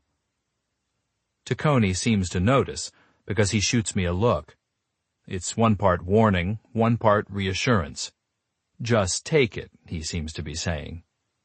"Okay, your room 853, that's in the North Tower. Take the elevator to your left." When the receptionist slides the card to me, Tacconi takes it and hands it to the bellhop, dismissing him with a jerk of his chin. The bellhop rolls soundlessly away with my bag. Tacconi places a hand at my lower back and guides me toward the bank of elevators. People glance at us as we go by. He's dressed in his beautiful suit, and I'm in cut-off jean shorts and a halter top. Crap, do I look like his whore? My steps falter. Tacconi stops and turns me to face him. A muscle in his jaw tightens. "Take the fucking room," he snaps, like he already knows I was about to bail. He releases me and holds his hands up, fingers spread wide in surrender. "I'm not going to go up with you.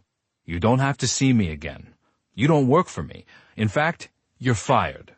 And now you have a place to stay while you figure your shit out." He jerks his chin toward the elevator, where the bellhop is holding the door open for me. "Go." He turns and walks away, not waiting to see what I'll choose. I hesitate. The bellhop has my suitcase, so I have to go get it regardless. I might as well find out what it's like to sleep in a Bellissimo suite. Just for one night. Tomorrow I can figure my shit out. Chapter 6. Nico. Because I'm way too obsessed, the next day I checked to see if Sandra quit or checked out. She didn't, but she did call in sick. I searched the casino video feeds until I eventually spot her lying out by the pool. I smile. Good for her. But then I wish I hadn't found her, because the urge to go out on the pool deck and rip that string bikini off her body and lick every place the sun hasn't touched overwhelms me. And that's closely followed by a blast of white-hot jealousy, because every fucking guy on the pool deck is seeing the same thing I am. And something about a scantily clad Sandra Simonson is way more risque than the showgirls and cocktail waitresses who parade around my club with more of their asses and tits showing. I do the only thing reasonable. Get the hell away from the security feeds and out on the floor, terrorizing my employees. I see Corey on the floor and her eyes meet mine, bold and confrontational. "Yes, I handed your boyfriend his ass and told him to get out of your life. I may have a bit of a god complex. Sue me." Because I'm feeling like a tyrant, I head right over to the floor manager, Ross. "Stand in for Corey Simonson for a moment. I need to have a word with her." "Yes, sir, Mr. Tacconi." Ross hustles over to Corey, who's working the roulette wheel, and murmurs something in her ear. As soon as the play is over, he steps in for her, making all her customers groan. People get superstitious about their croupier, especially when she's a tall, gorgeous redhead. Corey lifts her chin and strides over to me, wearing the hell out of a pair of pumps and a slinky black dress with a plunging neckline. "You have something to say to me?" I demand as soon as she arrives. Her eyelids flare for a moment before she hides her surprise. She's silent a full beat. "No, sir." "You sure?" I challenge. Another beat, then she shakes her head. "I don't give a shit what you do to him." Disgust infuses her voice, and I experience a flash of sympathy for her. It's a wonder how beautiful women end up with losers for boyfriends. Cazzo, now I'm getting soft for other people too. What in the hell is wrong with me? I definitely need some fucking sleep. Jenna. "It's time to seal the deal," my father pronounces. He's sitting behind his great walnut desk, snipping the end off a cigar. I've been summoned here, to his office, the Mafia princess to the king.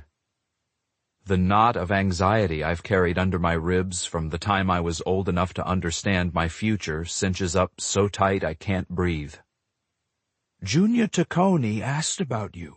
He knows you graduated college. I can't put it off any longer." I curse the tears that spring into my eyes. But it isn't fair. I've been trapped into this marriage since I was 9 months old. Signed over to marry a man 10 years older than I am. A man who never wanted me either. I guess that should be my one comfort. "Did Nico ask for me?" My voice wobbles. My father lights the cigar and puffs. I hate cigar smoke. I can't stand the way my dad blows it in my direction like he's never heard of secondhand smoke health issues. "No, I don't know what the fuck Nico's problem is. If he thinks he's going to disrespect this family by refusing to marry you, but I don't want to marry him," I wail for the 450th time. My dad points an imposing finger at me. "You'll do what you have to do to solidify the bond between our families. That's the one fucking thing I ask of you. You don't have to get your hands dirty, don't have to be a soldier like your brothers. You marry who I fucking tell you to marry, and you do it with class, the way your mother raised you."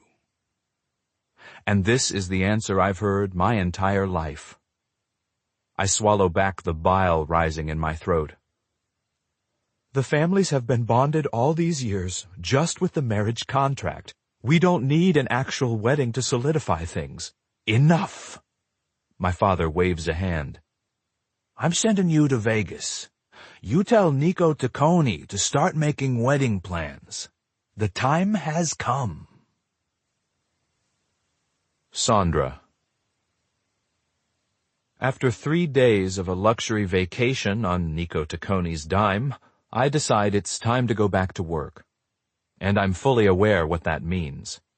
He warned me, thoroughly. He's also honored his word and stayed away. No contact, unless you count his talking to Corey. But I haven't had any leads on a professional job, and this one is better than nothing. Oh, who am I kidding? Going back to work means I've decided to offer myself up like a virginal sacrifice to Nico Taccone. He's like an addiction. I want to stay away. I really do. I know it's the right thing. But the excitement produced by the thought of seeing him again is too hard to resist. I want to be near him again, to sizzle and sear under the flame of his desire for me.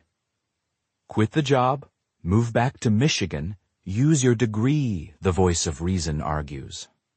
Mine, says the voice of wrong, pawing the air in the direction of Nico's suite with cat claws.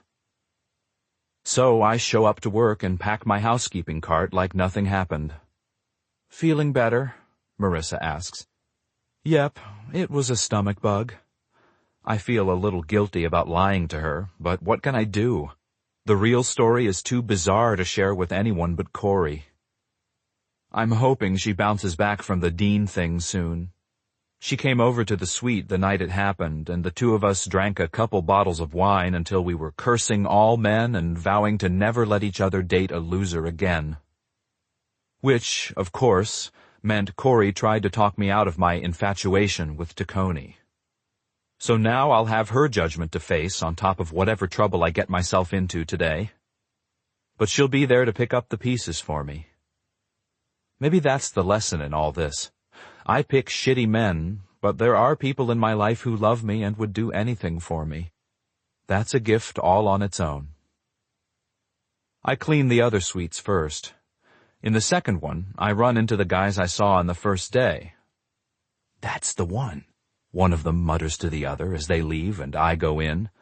What one? The housekeeper Nico's obsessed with. The door clicks shut. It's not really new news. I know he has a thing for me. But hearing it from a stranger's lips makes it more solid, more real, more exciting. I have a bounce in my step as I clean. When I'm finished, I head into Tacony's suite. He's not there, which is definitely for the best. It's a stay of execution. So why, then, am I so disappointed? I'm almost finished with the last room when I hear Tacony's keycard in the lock. My heart shoots into my throat. Tacony saunters in, and his gaze takes in the housekeeping cart, then swivels around to see me. The moment our eyes connect, a jolt of pure electricity zaps me where I stand. There's satisfaction in Tacony's small smirk and dark promise in his eyes. He stalks toward me. I did warn you what would happen if you came back, right? His voice is rough, hungry. I hold his gaze. You warned me. He reaches me, shaking his head. You asked for it. He picks me up by the waist and plops me on the bar stool that cozies up to the breakfast bar. I reach for his belt, but he grabs my wrist. Nuh-uh. I'm in charge, baby. I decide when and how I'm gonna fuck you. Whether I'm going to satisfy my fantasy of bending you over that housekeeping cart, or make you put those pigtails back in your hair and take you in the shower. He slides his palms up my bare legs, pushing the skirt of my housekeeping dress up as he goes. When his thumbs reach my panties, he slides them lightly over the gusset, teasing me. My pussy squeezes around air. I grab his arms to keep from falling back. That's right, sugar. You hang on tight, because this time I'm not holding back. The sound that comes out of my throat is unrecognizable. He brushes his knuckle over my clit, barely making contact, driving me crazy. Did you bring this pussy to me to get fucked? You knew I wouldn't let her go empty this time, didn't you? It's dirty and crude, but God help me, I love it. Lord, if Tanner had ever talked to me this way, I would have laughed in his face. But Tacony pulls it off because he oozes sexual confidence. My head wobbles as I nod. That's what brought me back here. I want another Nico Tacony orgasm. I just have to remember to keep my head about me and not let my heart get involved. And to avoid witnessing anything illegal that could put me in danger. Yeah, I'm stupid. I'm a horny little idiot who's certain this is going to be the best lay of my life. He tucks a thumb under the gusset of my panties. You're wet for me, aren't you? I guess I'm readier than I've ever been, because he slips his thumb right in me without any preparation needed. He groans, his lids drooping. Bambina, I've been thinking about this pussy every minute of the day since the day I first caught you here. He holds me around my waist, tipping me back and pumps his thumb. Whole casino full of pussy, but I only want this one. My head falls back. I'm balanced on my tailbone, arched over his arm, my upper body kept up by my grip on his forearms. And this is why. You're so fucking inviting, so receptive. His face contorts as if it pains him not to be inside me. I squirm, wanting to take him deeper, get more friction. His thumb is not enough. Greedy girl, you want me to fuck you good? Yes, please. He gives a pained bark of laughter. And you fucking say please every time. Sweetest girl I've ever had. He withdraws his thumb and pulls me off the bar stool. Turn around, Bambi. I whirl and put my forearms on the bar stool, pushing my ass out. He yanks my panties down and then off before he slaps my ass. I never thought I'd be into pain, but after that spanking he gave me last time, I'm not just ready for it, I crave it. He slaps my ass again and again. Each time is a shock of pain, a splash of pleasure. I'm drowning in sensation, falling deeper and deeper into an abyss of lust and desire. "Please," I whimper. He gives a sharp curse. "Push your ass out, beautiful." My ass is already out, but I try to arch even more.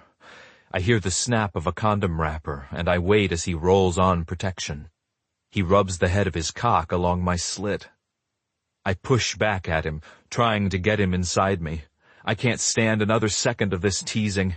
I need satisfaction. He pushes into me with a hard thrust, and the bar stool tips and rights again. Fuck! He pulls out, and I nearly weep. I must have whimpered, because he soothes me. "It's okay, Bombi. Lay over the arm of the sofa here. I need to fuck you way harder than I can here." I toddle to the sofa, and he pushes me over the arm and slaps my ass again. "You look so goddamn perfect with my handprints on your ass, Sandra Simonson." I don't know why he always says my first and last name, but I love it. It makes me feel like someone famous, a movie star or a superhero. As promised, he plows into me so deep I cry out. He stays there, cupping my throat to lift my head. "Okay?" He's checking in with me. He may talk a tough game, but Nico is considerate, when he's not pointing a gun at someone's head. I arch back. "Yeah." He doesn't move. "Yeah, what?" My mind stutters, not sure what he wants. "Yes, sir." He chuckles. "Baby, you keep calling me sir, and you're going to get fucked until tomorrow. Ask me for what you want. I want to hear you say please again in that sweet little voice that makes my balls so tight." "Please, Nico." "Fuck." He withdraws and slams into me, taking my breath away with the force of it. It's too rough, too hard, but I wouldn't complain if it killed me. It feels so right, so good. He fucks me hard, his loins slapping against my ass like a second spanking, his cock drilling deep inside my sopping channel. "Please." Now that I know what he wants, what makes him crazy, I'm going to keep saying it. He curses again and grips my upper arms, arching my upper back as he pounds into me. I whimper, but I spread my legs wider, work to relax my muscles to better receive the full force of his thrusts. My mind is lost. I haven't even come yet, but I'm rocketing into outer space. No, somewhere better than outer space, the place of no thought. Only pleasure, only ripe, juicy, satisfying, pounding pleasure. "Yes, Nico, please," I whine. "Stop begging, baby." His voice is rough. "Stop begging her, I won't last another... Fuck!" He buries himself deep and bucks his hips against my ass, coming. Somehow, he still has the wherewithal to remember I haven't come, and he lifts my hips away from the sofa enough to get his hand under me and rub my clit. I go off, fireworks splintering in front of my eyes, my body convulsing under his rough touch. I'm stuffed full of his cock, dancing against his fingers for long moments, for an eternity. And then it's over, and I forget how to breathe. I collapse over the arm of the sofa, my vision black. No, my eyes are closed. I don't know how long I've been lying limp like that, but Nico eases out, and it rouses me. "Come here, baby. Let's get you cleaned up." He spins me around. I can hardly stand on my 2 feet. I definitely can't focus. His smile is indulgent right before he bends at the waist and places his shoulder against my hip. And then I'm in the air, tossed over his shoulder, my bare ass to the sky. He gives it a slap as he carries me to his bathroom. He holds me like a sack of potatoes as he turns on the water to the shower, then puts me down and pulls off my dress. "I wanted to fuck you in here, little girl. That first day I found you cleaning. I put you in the shower, and it was all I could do not to strip and follow you in." He strips now, and I stand there, still a rag doll. It was totally depraved, and then I heard you crying, and I felt like an even bigger asshole. I don't know what to say, because it is depraved that he wanted to fuck me after what he'd done. And yet, hearing it only brings me the thrill of power I get every time he talks about how much he desires me. This incredibly wealthy, powerful, dangerous man thinks I'm his weakness.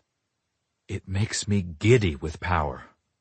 And stupid, because this is just about sex. It's an infatuation, for whatever reason. And I'd better watch out, or I could find myself in real danger. You're not really going to keep me prisoner here? I say it like a statement, but it's really a question. I have to ask, now that my brain is returning and the adrenaline of fear is starting to return. His lids droop to half-mast. He pushes me into the spray of water and follows me in. I find myself pinned against the beautiful Italian marble wall, and his hands coast over my breasts, down my sides. Am I going to let you go? It's debatable. Not until I fuck you at least one more time. My anxieties fade. He's not insane. He wouldn't really tie me to the bed, not if I didn't want it. Not the guy who stopped to make sure I was okay when I whimpered during sex. I didn't think so, but I needed to be sure. He grabs a bar of soap and lathers it in both hands, then strokes the suds across my shoulders, then over my breasts. He soaps my belly, down my outer thighs, then he turns me around and gets my back, my ass. He starts to stroke between the crack of my ass. My legs, already unsteady, start shaking. It's both embarrassing and arousing to have my anus so thoroughly cleaned, massaged, and stroked. I bet this juicy ass has never been fucked before. I stiffen because, yeah, I'm totally an anal virgin, and I'm definitely not into giving it up to him. He reaches around the front of me and cups my mons, stroking the tender flesh there ever so lightly. You're afraid. He brings his lips to my ear and then nips me there. That shouldn't excite me. My knees lock and I swerve my hips away from him. I definitely don't want this, especially not when it sounds like he wants to force it on me. He turns me around and cages my throat with his hand. He doesn't squeeze, just uses it to hold me still for a harsh kiss. Water runs down my face, between our lips. He moves his mouth over mine, fucking me with his tongue, twisting and turning his lips over mine, changing the angle, devouring me. After a moment I relax into him, open for the onslaught. His hands coast around to my ass and he squeezes, cupping and kneading my cheeks as he makes love to my face. His cock hardens against my belly. I need you again, Bombi. Are you going to give it to me like a good girl? Those words shouldn't turn me on, but they do. My pussy clenches, pelvic floor lifts. I wrap one leg around his waist and invite him in. He groans against my lips. I forgot to bring a condom in. He removes my leg from his waist and pushes me against the shower wall. Move from this position and I'll spank your ass pink. Capiche? Yeah. I'm breathless. He leans in and kisses me again, hard and twisty-lipped. So sweet. But then he points a warning finger at me as he backs out of the shower. It's a gesture that makes my knees weak. It probably makes his enemies piss themselves, his underlings jump into line. He's back a moment later, already rolling the condom on. He crowds against me, leaning his forehead against mine, his cock sawing between my legs. You too sore for this? There it is again, the consideration. I don't know why it always surprises me. I guess because the rest of the time he can be so harsh. It's so damn appealing, this mixture of asshole and tenderness. It makes him beyond attractive. I am too sore, but I can't refuse more sex. Not because I don't want to disappoint him, because I need it. Even with the orgasms he already gave me, I'm hungry for more. Want to know how this scene ends. Not too sore. My voice sounds scratchy. He presses his thumb in my mouth and I suck on it. I don't do gentle, amore. You'd better know that. He pulls his thumb out enough for me to answer. Are you warning me off again? He kicks my feet wider, then lifts my thigh, but instead of putting it on his hip where it was before, he slaps my pussy. I gasp. My nipples harden to diamond points. He spanks between my legs again. It's a punishment of some sort, but I'm not sure what it's for. Or maybe he just likes to hurt me. It wouldn't surprise me if the Mafia kingpin was a sadist. His world is crime and violence. But then he melds his mouth over mine and lines up his cock with my entrance. Take it, then. His voice is gruff and deep. He thrusts in, filling me. I throw my arms around his shoulders and claw the back of his neck. He shoves up, lifting my other foot from the shower floor. I wrap it around his waist and he cups my ass. You gonna ride my cock good, bambina? My pussy clenches, even as I'm offended. Is this the way he talks to the whores he usually uses? But then I forget my ire in the next moment because he starts muttering against my neck as he plows in and out. So sweet, so fucking good. This pussy could save a man, I swear to Madonna. My upper back presses against the shower wall and he guides my movements, lifting and lowering me as he angles his thrusts up into me. The heat of the water and steam, combined with the frantic sex, makes me lightheaded. Nico's rough, no doubt about it. I have no control over our movements. He's driving and he knows exactly what he wants and what he's doing. My moans take on a higher and higher pitch, and then I'm squeezing around his cock, slapping his shoulder. Don't come, he commands. Don't fucking come until I tell you to. Again, I'm offended. I can't tell if it's supposed to be hot or he's just that controlling. Except it is hot. So hot I can't help but obey him, just because I need to know what the reward for obedience will be. Just because I'm desperate to reap my reward. Nico's panting, shoving harder and faster, flattening me against the cool tile, the stubble of his 5 o'clock shadow scraping and scratching my neck. He shifts one of the hands on my ass to brush my crack, and I jerk as a jolt of sensation sizzles through me. My heart beats too fast, too hard. I'm too hot. I fear I'll pass out from the steam and the sex. He keeps brushing the tip of his finger over my anus, and the sensation ignites me. A low growl echoes off the shower walls, and his movements grow jerky. He mutters a string of filthy curses, half in English, half in Italian. Then he roars and shoves deep, biting my neck as he comes. At the same time, the bastard breaches my anus with the tip of his finger. I want to hate it, but it's too good.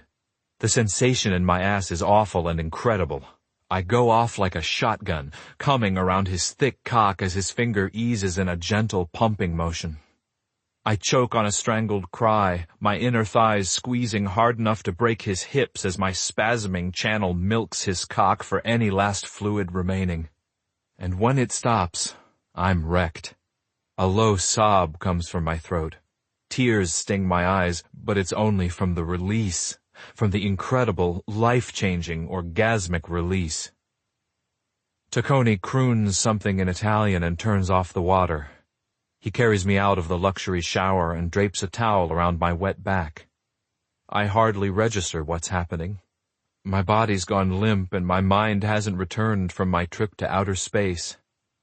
Nico lays me on my back on his giant bed and wraps the ends of the towel around my front.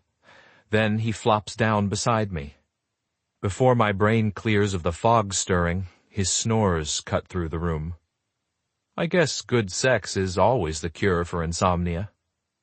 Smiling, I ease away from him and off the bed, then find my clothes in the living room and get dressed.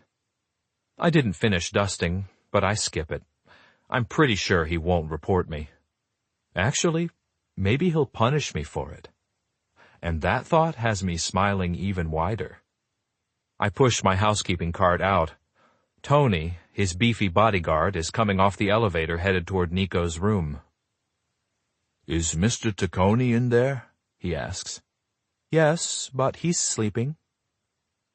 Tony halts in his tracks, then turns back to face me with interest burning in his expression. He takes in my wet hair, my flushing cheeks. I ignore him, hitting the elevator button several more times. Tony leans his back against Nico's door. "You have something to do with him sleeping?"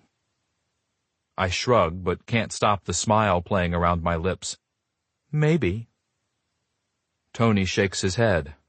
I'm thinking he's going to say something offensive, but instead he breathes, "Thank fuck."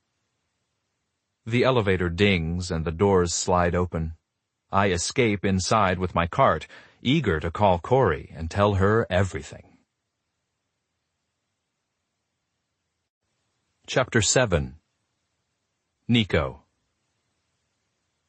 There's an actual spring in my step as I stride through my casino the next day. I slept 16 hours and woke up with a boner hard enough to pound a nail. I didn't let myself rub one out either, because now that I've finally dipped my cock in Sandra's tight little pussy, nothing else will do. I knew it would be that way. She'd better not run, because I'm not about to let her out of my clutches now. First thing I did when I woke was make sure she hadn't checked out of the suite I put her in. She hadn't, and her employee name tag was sitting in the room, so chances were good she was there, still sleeping. Everything seems to be in perfect order at the casino. Things went on without me. I stop at the business office to verify the income from the night before and start to respond to the 47 texts I received while I slept like a bear in hibernation. Meanwhile, I'm famished. And somehow I end up on the 8th floor, standing outside the suite where I put Sandra. I pull my key card out. I'm a first-class asshole for not knocking. I'm definitely not acting like the gentleman my mama raised me to be. But I can't deny the pleasure it gives me, the sheer sense of power and ownership to slip my keycard into the lock and open the door. Sorry, Bambina. I warned you I was trouble. It's another fucking wet dream, because I find Sandra in her panties and bra, standing at the mirror in the bathroom. Her head snaps up in surprise, but I don't give her a chance to say anything, because I'm stalking toward her like a starving man headed for his next meal. She's an angel, her full lips parting in surprise, blue eyes wide but not frightened. No, they're trusting. And that should bring my sense back enough to have some decency, to treat her with some respect and courtesy. But instead it only fuels my power-crazed lust for her. She's going to let me. Again. It's written all over her face. I move right in for the kill, wrap my fist in the back of her soft hair and tug her head back for a kiss at the same time I meld my body to hers. She opens for it. Her lips move against mine, and I swear to Christ she pushes her pelvis out to meet me. Baby, you're too beautiful. I mouth-fuck her harder, with more insistence. I back her against the bathroom counter and lift her soft ass up on it. You gonna part those legs for me again, sweetheart? I'm already addicted to your pussy. She opens her knees, arches her breasts up to me. I growl and push the cups of her bra down to play with her nipples. I slept all fucking night, from the time you left until 6 o'clock this morning. She probably has no idea what I'm talking about. How would she know I haven't slept in months? But she smiles, like she's genuinely happy to hear it. I know. She actually looks smug. It's so adorable I try to kiss the lips right off her face. I bring the pad of my thumb between her legs and stroke the tiny swatch of satin separating me from heaven. How's your sweet little pussy today? Still sore? She sucks her lower lip between her teeth, which makes my thickened cock go rigid. Yeah. You gonna let me in there again anyway? She doesn't answer, so I lean down and flick my tongue over her nipple. Need some convincing first? She weaves her fingers into my hair. Yeah. Challenge accepted. I still can't get the sound of her sweet little yes pleases out of my head from yesterday. I can't wait to make her beg me for satisfaction again. I continue a light, slow stroking over her panties while I suck and pinch her right nipple. It's pebbled up. Has been since I walked in. Bambi, you have the best set of tits in Nevada. Probably the only real set, too. Corey's are real. Corey's aren't half as hot as these. I don't want my girl comparing herself to her cousin. Maybe she doesn't. I don't really know. But Corey has an exotic beauty that might make some girls envious. It doesn't do anything for me. Sandra is my new and only template for the perfect female. Smart, sexy, freakishly sweet, a little naughty, way too nice. The need to possess her overwhelms me. I want to flip her around and bang her hard from behind, but I dial it back. I have big plans that involve her begging and pleading my name. I move to her left nipple. Her panties grow damp under my thumb. I slip it inside and tap her clit. Her teeth snap shut and she throws her head back. You like that? She rocks her pelvis forward. Uh-huh. You need my tongue between those legs? She's pulling my mouth back to her nipple. I think you do. Spread wider, Sandra, and pull your panties to the side so I can taste you.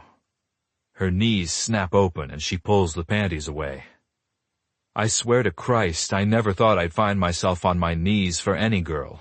Now twice in 2 days, I've contorted my body to get at this magic pussy. I'd do fucking anything just to have another taste. I throw a folded towel on the floor and drop down, pulling her pussy right up against my mouth. 2 licks and she's moaning, tearing at my hair. Her pussy gets wet, wet, wet, and it's not just from my tongue. I tap her clit while I make my tongue stiff and penetrate her with it. Then I lick all along her slit, tracing the inner lips. When I finally suction my mouth over her clit, she screams, "Please, Nico!" She clamps her thighs around my ears. That's it. I can't wait any longer. I rise and pull her off the counter, spin her around to face the mirror. Push that ass out for me, little girl. She obeys. I yank her panties down and off and nudge her feet wider. I can't get the condom on fast enough. Pinch your nipples, I command as I roll it over my length. I get to watch her face in the mirror when I enter her, the way her mouth softens and jaw drops open, the flutter of her lashes as her eyes roll heavenward. I fill her slowly, feeding inch after inch into her tight channel. She whimpers and arches her back more. Does it hurt? No. It still sounds like a whimper. I just want it so badly. Ah, fuck. She shouldn't have said that. Because now I can't hold back, not even for a second. I grip her hips and start fucking her like there's no tomorrow. I'm careful to protect the front of her pelvis from banging against the marble countertop, which means I gotta hold her hips away. It's not enough. I can't smack in hard enough.